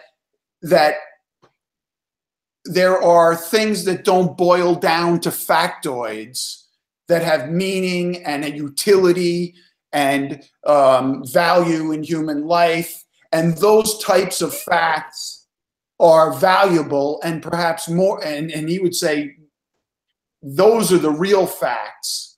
Those are the real facts. Okay. There aren't actual real singular facts. Do you understand what I'm getting at? He wouldn't cede the ground that there are actual facts. Okay. Whether or not you sucked a dick yesterday has an answer. The answer is either That's not yes or no.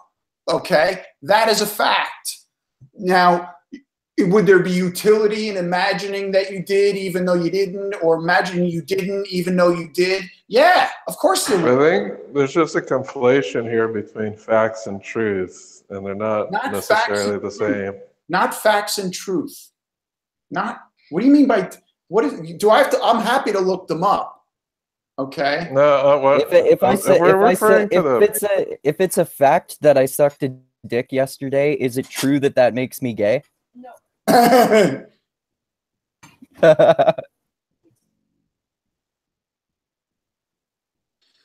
Truth, noun, the quality or state of being true. Here's the next definition, which is the actual definition, because that one used the word true and the same word in it. That which is true or in accordance with fact or reality. A fact or, the next definition, a fact or belief that is accepted as true. Boy, there you go. Subjectivity built into the definition.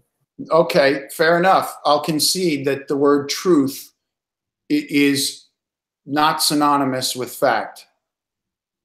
That's why we have two separate words. I don't like the word truth either, by the way, and I talked about it on my video. When I hear people talking about truth instead of facts, I know my skepticism meter is going off the fucking charts, because I know bullshit's going to come rolling down the hill. Well, I got cut off there. Didn't he say the last definition said a fact or belief? What's that? What was that third definition? A fact or belief that is accepted as true. See? The emergence of scientific truths. Yeah, that's why lots of the time when people are talking about how they have the truth, they're trying to convince people of their moral high grounds. Right. But again, that which is true or in accordance with fact or reality. And then the synonyms are reality, real life, actuality. So it says fact or reality. Right. A fact or belief that is accepted as true. Synonyms: fact, verity, certainty, certitude. I mean, these are law. So you could say that Alexander the Great was not gay at that time in history, but today it would be true that he is gay.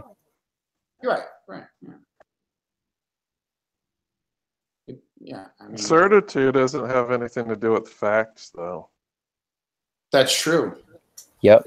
It should. Right. I mean, this is so pedantic. I mean, anyway, I just want to get back. I want to make abundantly clear that Peterson would not accept that there are facts per se. I don't think that was his argument, though. I think it more had to do with truth. You know what, Sam? Sam?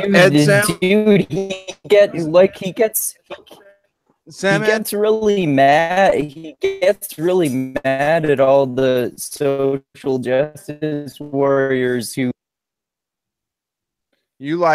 died of, bad connection there, Andrew. But he died of robot syphilis. He died of robot syphilis. Ed Sam, I think a lot of the arguments you make when talking about facts and reality sound a whole lot like people defending the reality of God existing. No, because there's no evidence for that claim. And there's no evidence that reality exists in the fact that it's reality that There's we no can know. evidence that reality exists. No, not really. No evidence. Well, then there's no reason to have a word evidence in the English language. This is just because we're not 100% certain doesn't mean. These are the silly things people say. Well, we're not 100% certain about anything. Well, who doesn't know that already? Of course. What I'm saying is that reality in and of itself is an existence that we all know exists. But the extent to which we could describe that it does is not robust enough to describe it as such. Of course not. Therefore, when you try and defend factualisms as you want to do so, it sounds like, and the arguments you use sound like somebody who is an apologetics for Christianity. And if you say no, all you do is further make me believe that you are being apologetic for the existence of objective reality as such. And that I find extremely ironic within your discourse. Yeah, okay. Well, then you don't understand. Okay, because let's talk about Andromeda, a different galaxy. Yes. A star blows up in the Andromeda galaxy. So what is Andromeda? It's the nearest galaxy. No, what is it? It's a collection of stars. And what are those?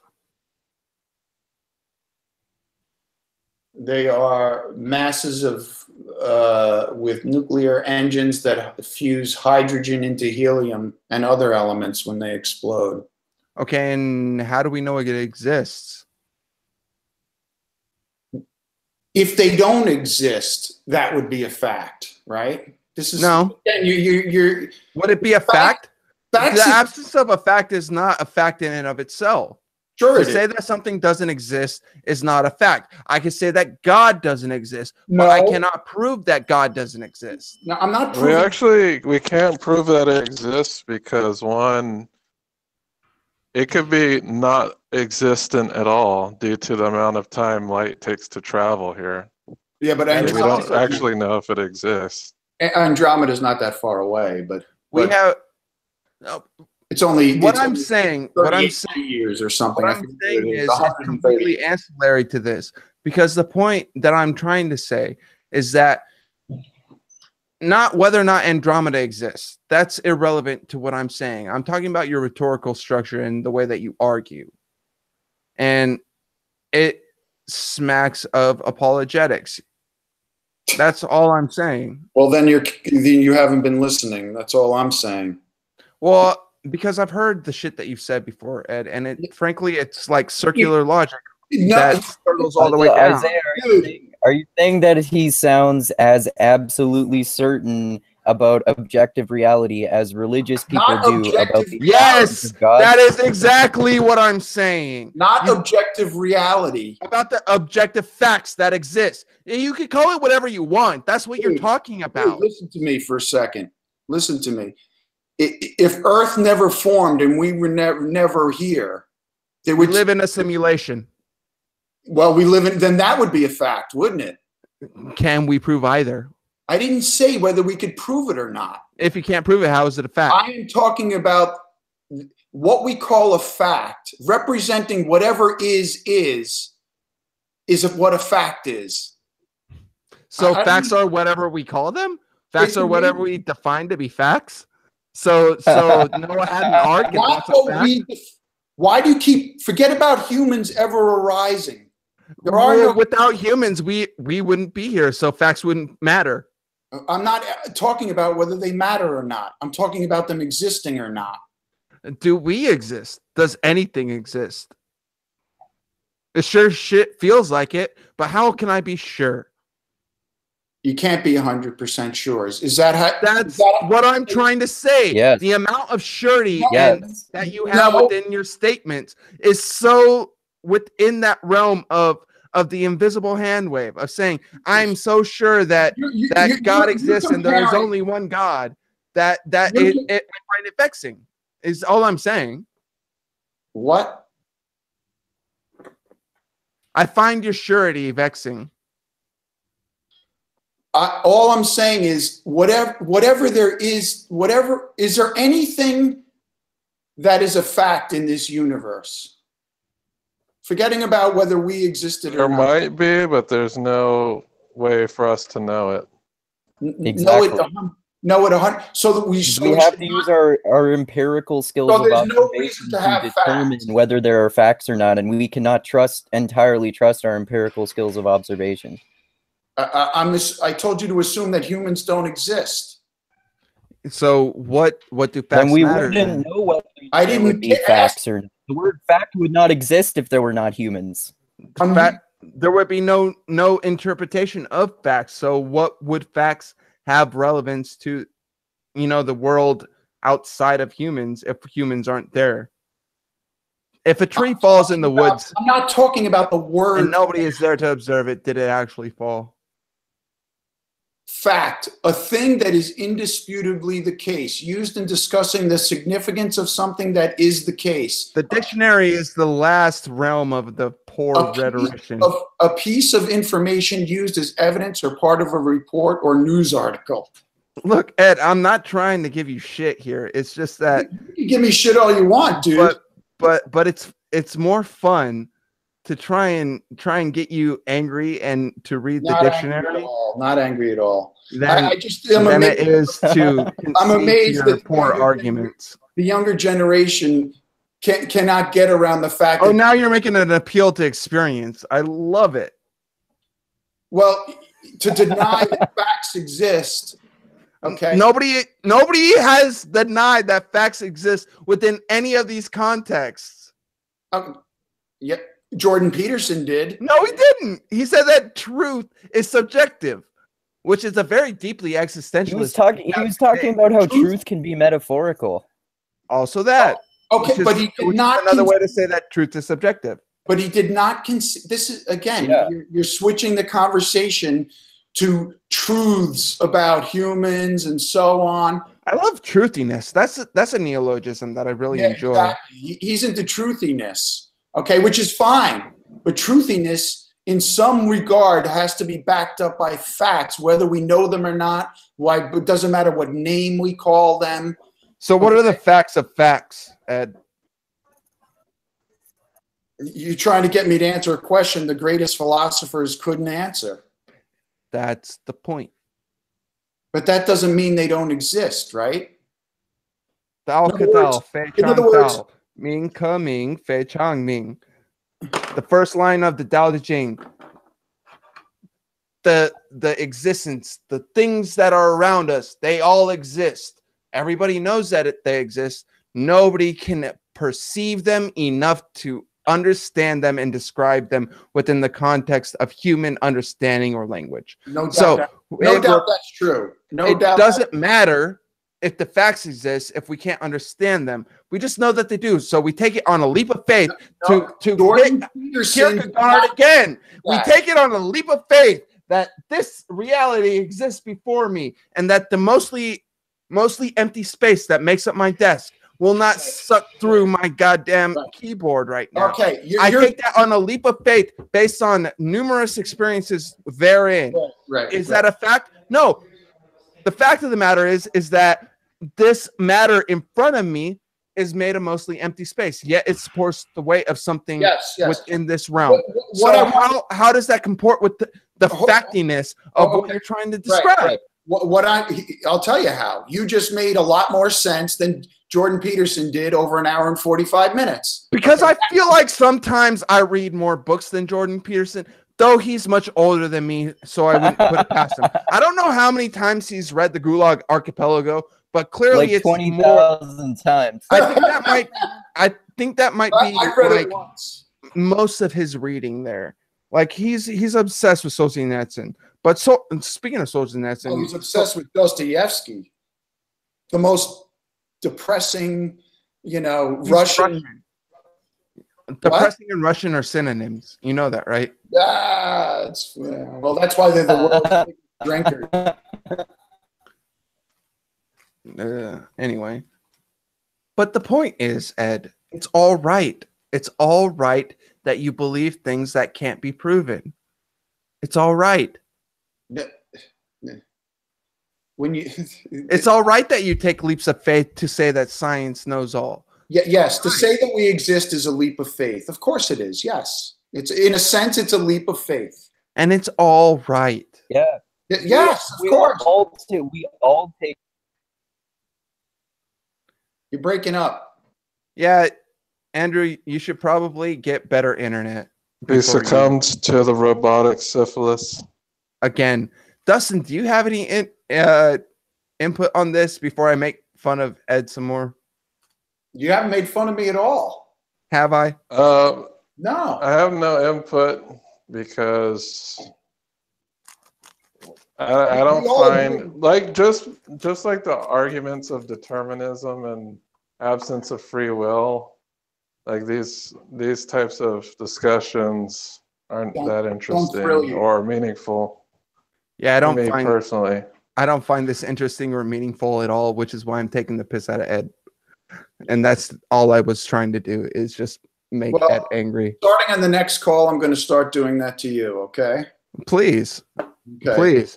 Can you I'm not that into- write some articles for Mixed Metal Arts? I'm not that into public embarrassing people, but I'll start. Well, here's the thing. It's And I didn't want to dissolve into pettiness, but we're what, 4 hours into this? Dustin, are we 4 hours into this? 3 I'm hours. not at my desk, so I can't see it. 3 God damn it, hours. Dustin. We're like three and a half hours into this. What I'm trying to say within this context is that honestly, like a free for all. Like even that discussion, like the JP and Harris discussion, isn't important. Same as No. any discussion about whether free will exists, etc. at all. Whether these discussions happen or not, it's not going to actually change anything. That's not true, but I disagree with that. I don't. How does determinism change anything? What does it have to do with Why? the price of tea in China? Because once you understand we don't have free will, the idea of retributive justice does not make sense. And I'm not saying you're Are you going to change the justice system as such based on a conception of free will that you believe in? Hopefully, sure. Then why aren't you out there doing it? I am. Like I'd But be even happy Sam to talk Harris about that advocated for concept. that in his book pretty well. Like that concept is much like I think that these extremely high concepts are not particularly helpful to a lot of people. Like if you want to talk about retributive justice, then that's fine. Like you can make your argument using that Right. as well. And I can make an But, argument without free will to get rid of the concept of retributive justice.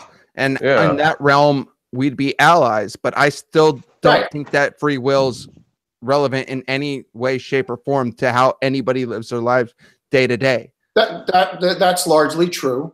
That's largely So if it doesn't help people live a better life, what's the point of it?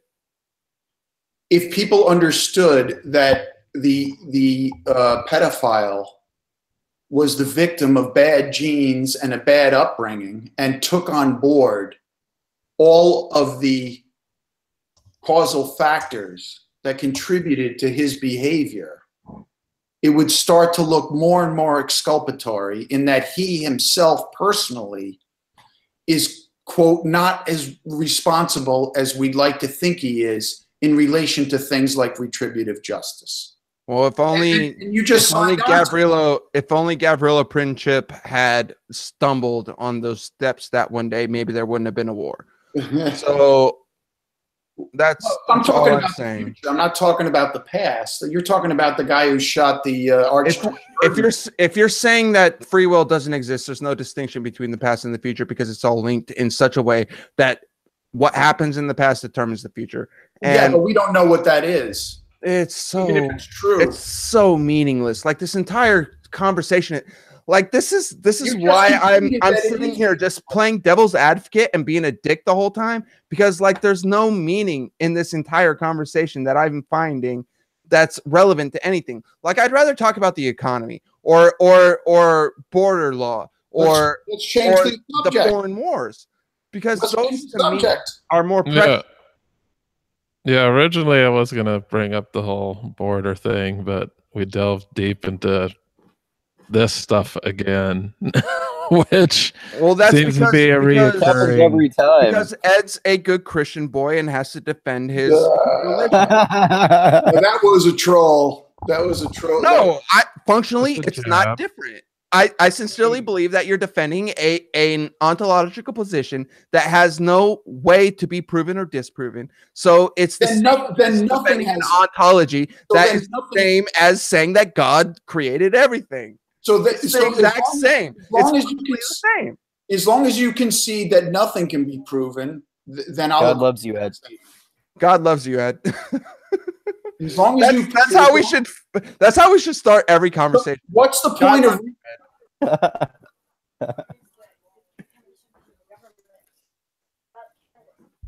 I think pragmatism is what Isaiah's really wanting to occlude to. Well, not occlude, or the opposite of that. What's the opposite of Preclude. preclude? Preclude? No, preclude is Occlude is like to to make cover something. up. Yeah, so it'd be the opposite of that.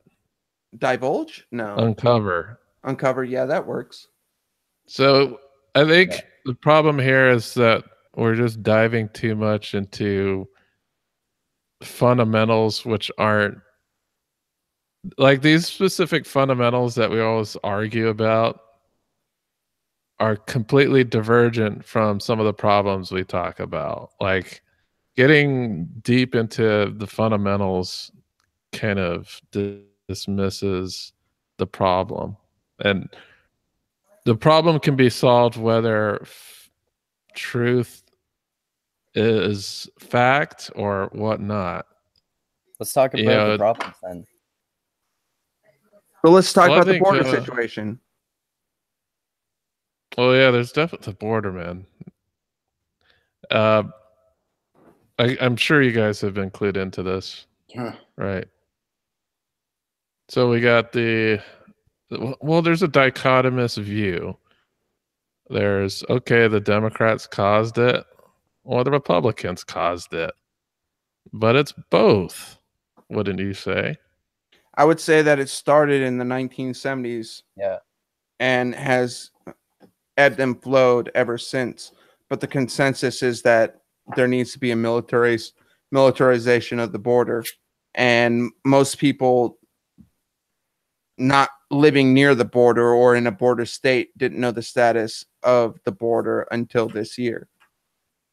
Well, most people don't know what it is to live in a border town. Or even a border state.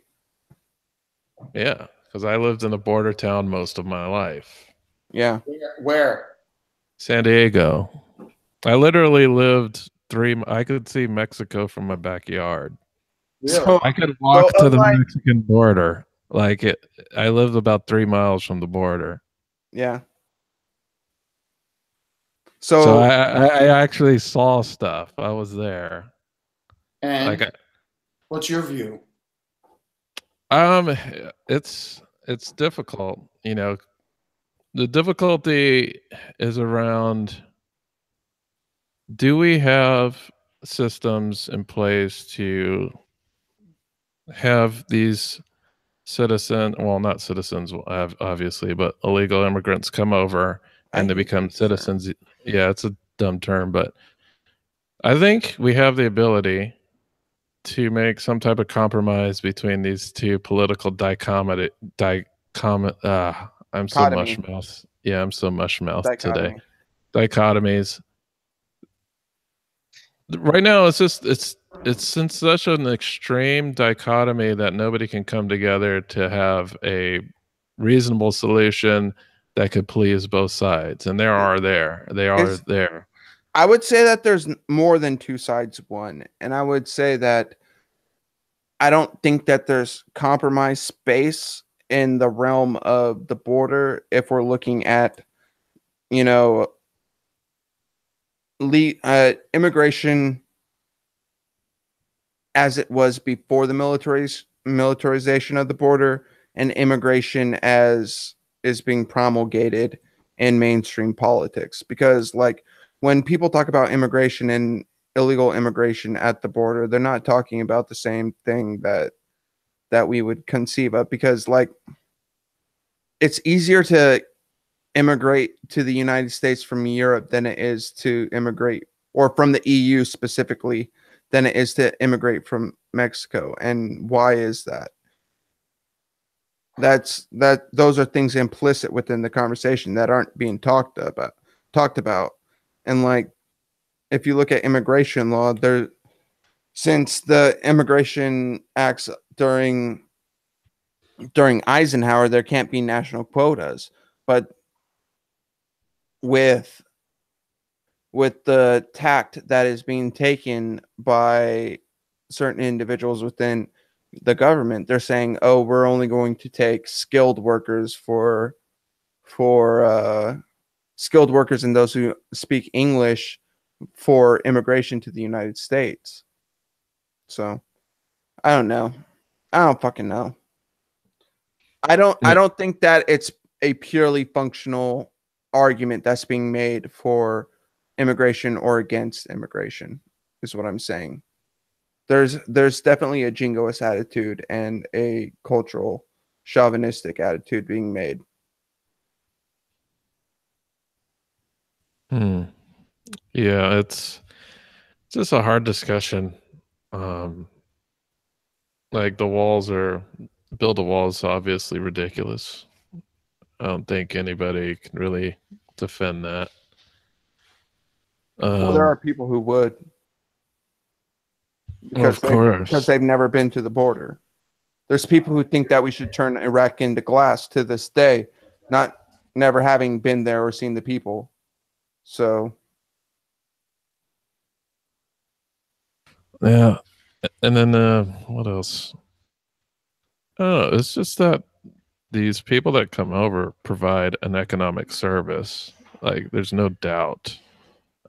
There have been companies that actually promote looser borders. Like, I know a lot of our production in this meat, poultry, agriculture, a lot of that is done illegally. Well, not a lot, but at least some amount of it is done by illegal work.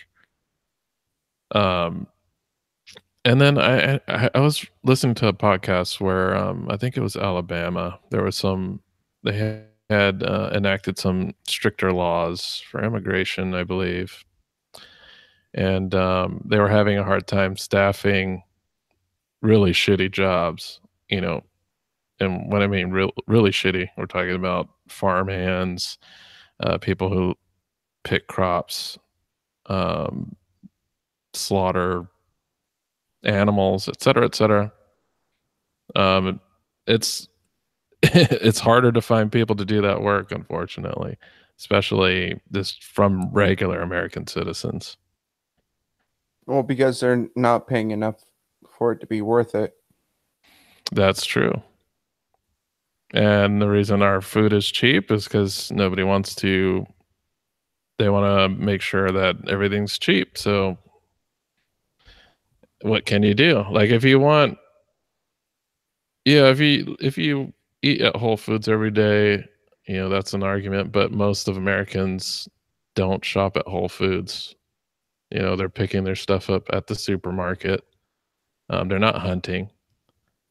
And if they want the prices for these things to remain low, the labor has to remain low cost. Not only that, like so much of American agriculture is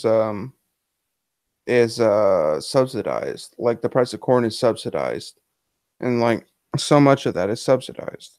Well, corn's used in everything, though. What, like 90% of our food has corn in it. Well, I try to avoid that as much as I can. Unfortunately, it's difficult. But yeah, it's intractable. Like there is not enough. There's not enough population growth through new births alone in the United States to replace the population to stimulate economic growth. So if your purpose is economic growth, you cannot have that without immigration. And that's part of like the arguments against birth control and for family values where people are supposed to settle down and have kids. Like But isn't that a bad it's part of that model? argument. But isn't that a poor model to begin with? The growth driven model of economics. Yeah. Yes, it is. That's definitely an argument that I ascribe to, is that growth driven economics is not a model that should be followed. And like within the context of the southern border specifically, like so many of the people coming from Central America, namely Honduras, Nicaragua, and El Salvador, they're coming from places that were torn apart by U.S. policy that stimulated civil wars, and like they've been failed states ever since the 1990s at least. So they are legitimate refugees that should be treated as such, but they don't know to claim for refugee status. So that's a problem. What's a better economic model from the chat? Say again. I got a question from the chat. Go ahead. Why is a wall ridiculous? Elaborate. Because the border from San Diego to El Paso is a desert and mountains. There's already a natural barrier there. Yeah, it's like people, like some 10 to 20,000 people have died in the desert trying to cross the border since the 1990s because of the natural physical barriers that are already there. They just die. And a wall also means nothing. A wall means nothing if it's not staffed. Yeah. Yeah, I agree with that. It's like people aren't stupid. They're gonna know how to climb a wall. It's not rocket science. Or dig underneath it. Exactly. So a wall is a waste of money. It's There's a literal your waste of question. money. There's your answer. Yeah. It's so fucking stupid. Like, why isn't there the question that I find myself bumping up against, and that I have been bumping up against, is why aren't there like visa stations on the border that are giving people visas as they walk up? I don't see how that's so fucking difficult. Yeah, just turn them into taxpayers. Yeah, like if people want to come work in the United States, why not just make a visa granting station on the border where people could walk up and get signed off? And you could have like provisional rights, like there already are for work visas in the United States. Yeah, basically. Like if you want it to have oversight on it, all you need to do is put some fucking bureaucrats on the border instead of people with guns and have people sign paperwork. It's not that fucking hard. It's so fucking stupid. And what are you saying? And turn away and only take in the one? Well, that's what Canada does. Well, you're not advocating open borders, I'm guessing.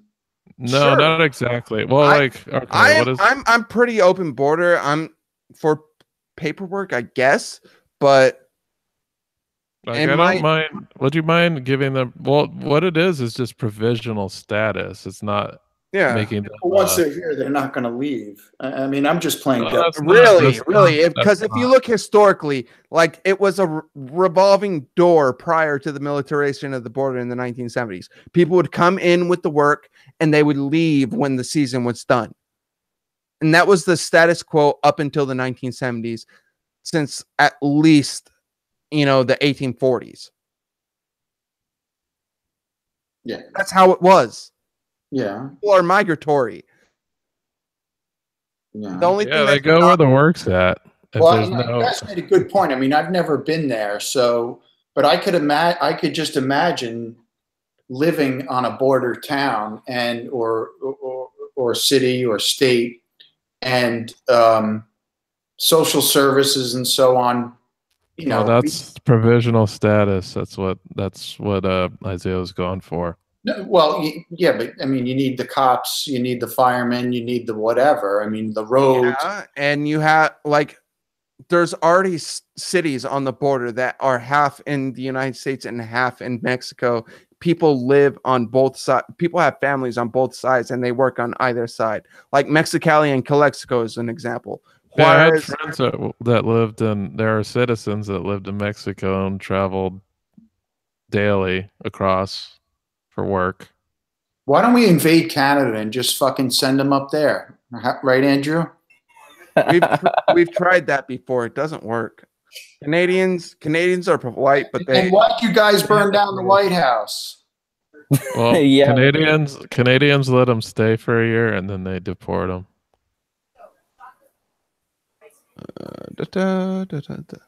Well, Anyway, but the point is, I was fascinated this week, these past 2 weeks, about the absolute frenzy where every media source and every commentator and every public person was chiming in on this hysteria of separation of children. I'm not weighing in on the merits of the case and so on.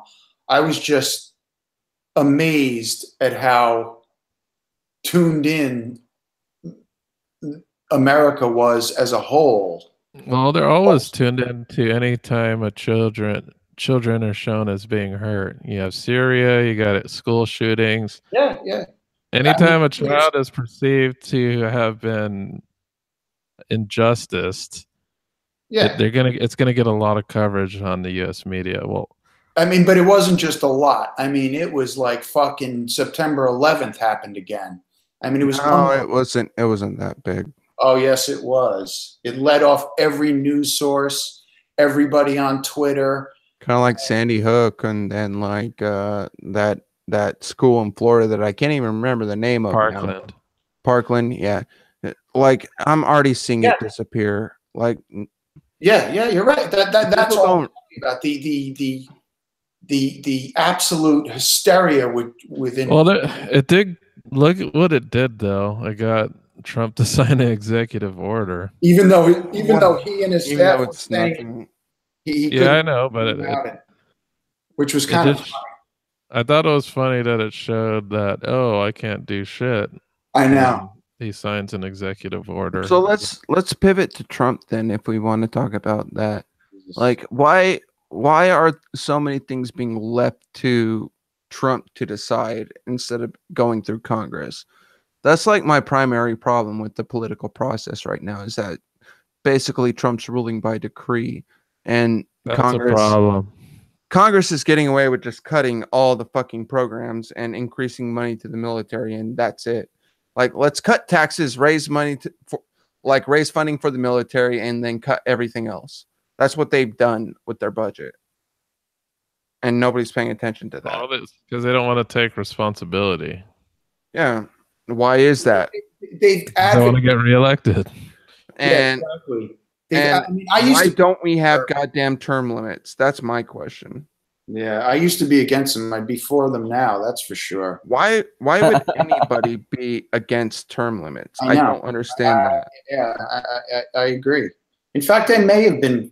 Maybe I was for them. The conservatives back in the day, the early 90s and so on, they were for term limits. And so you were against them because it was a conservative position? No, I was a conservative back then, and I remember what William F. Buckley said about it. So they were for. So I guess whatever National Review said back then is what I believed. So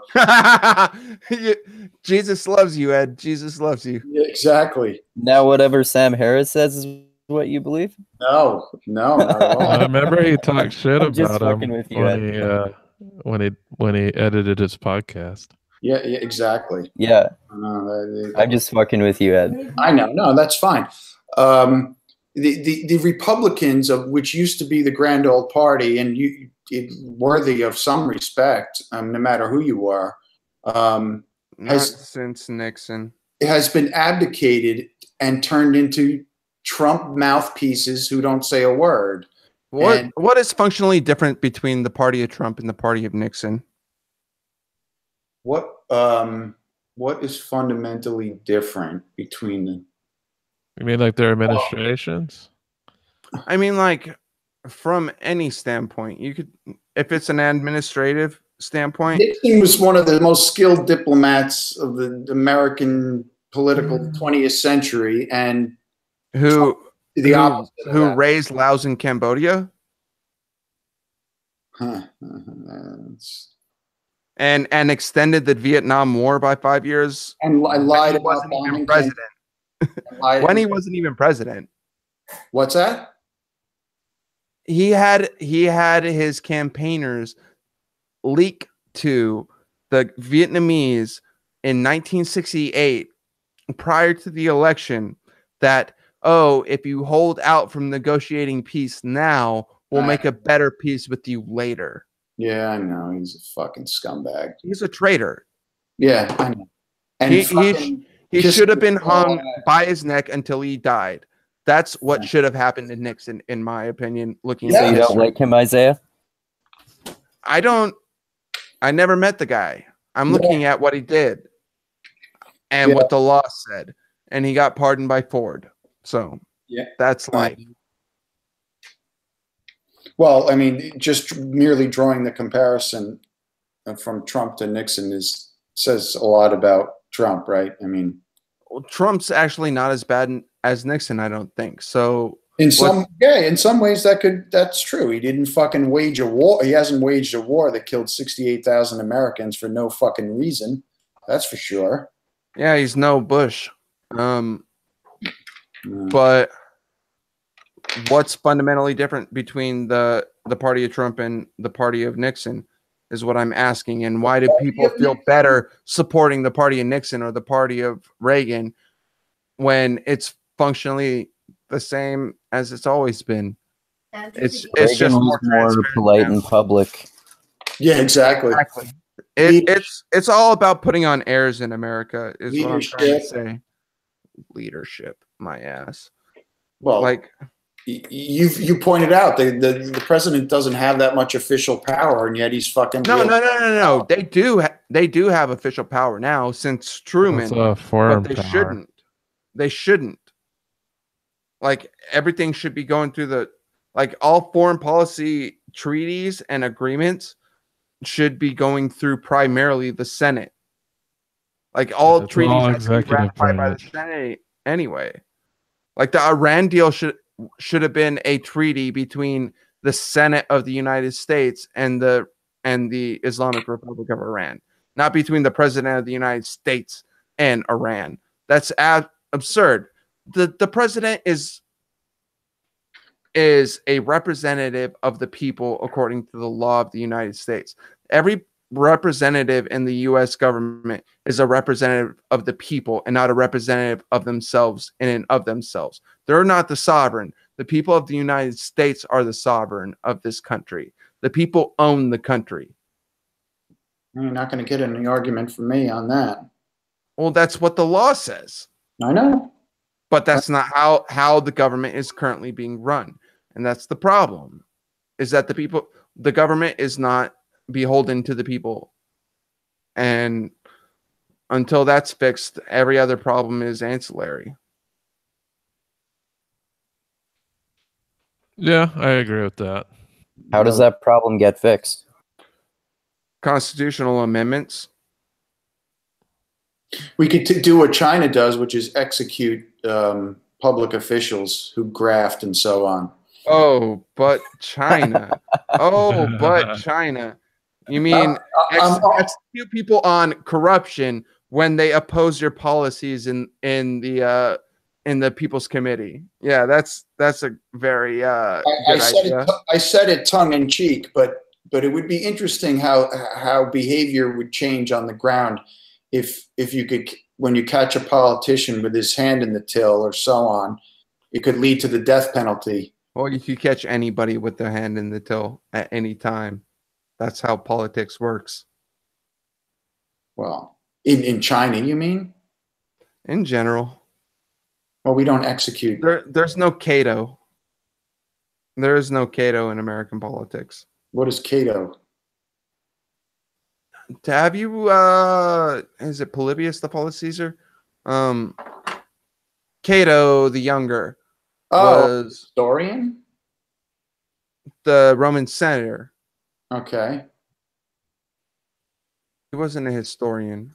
I think he might have done history a little bit, but He no, was a man murdered by O.J. murdered by Simpson. No, he was O.J. Simpson's friend. I'm sorry. Cato. You're talking about Cato Kalin. Casey Kasem. All hits all the time. So I would say that poetry and music and literature are the things of most value to humans throughout time because they're the only things that matter in the end. And on that note, I think that we should end this now, Dustin, before this goes farther off the rails. All And right. then we start talking about truthiness again. All right. Plug away. Go ahead, Andrew. Okay.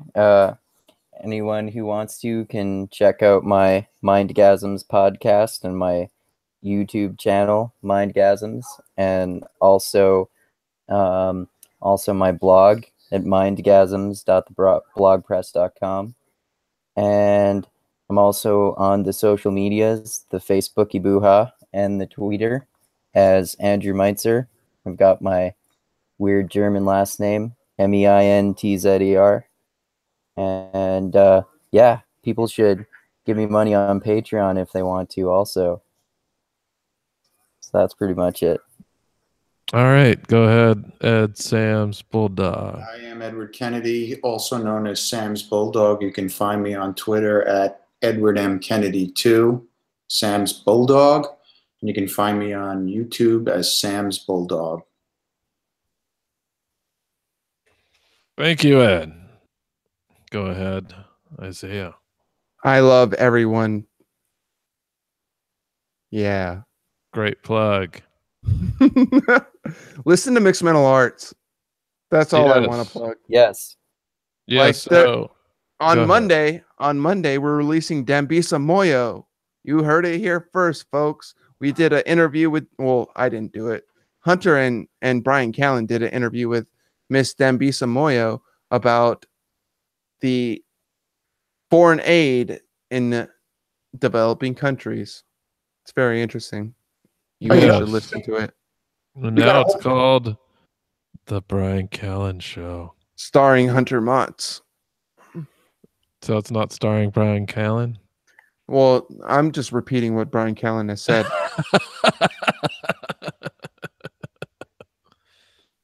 All right. So, yeah, go ahead and listen to the show. It's going to be pretty good. If you've been on Patreon, you may have already listened to it. And speaking of Patreon, please donate. It helps us do stuff. And when we do stuff, we get cool guests.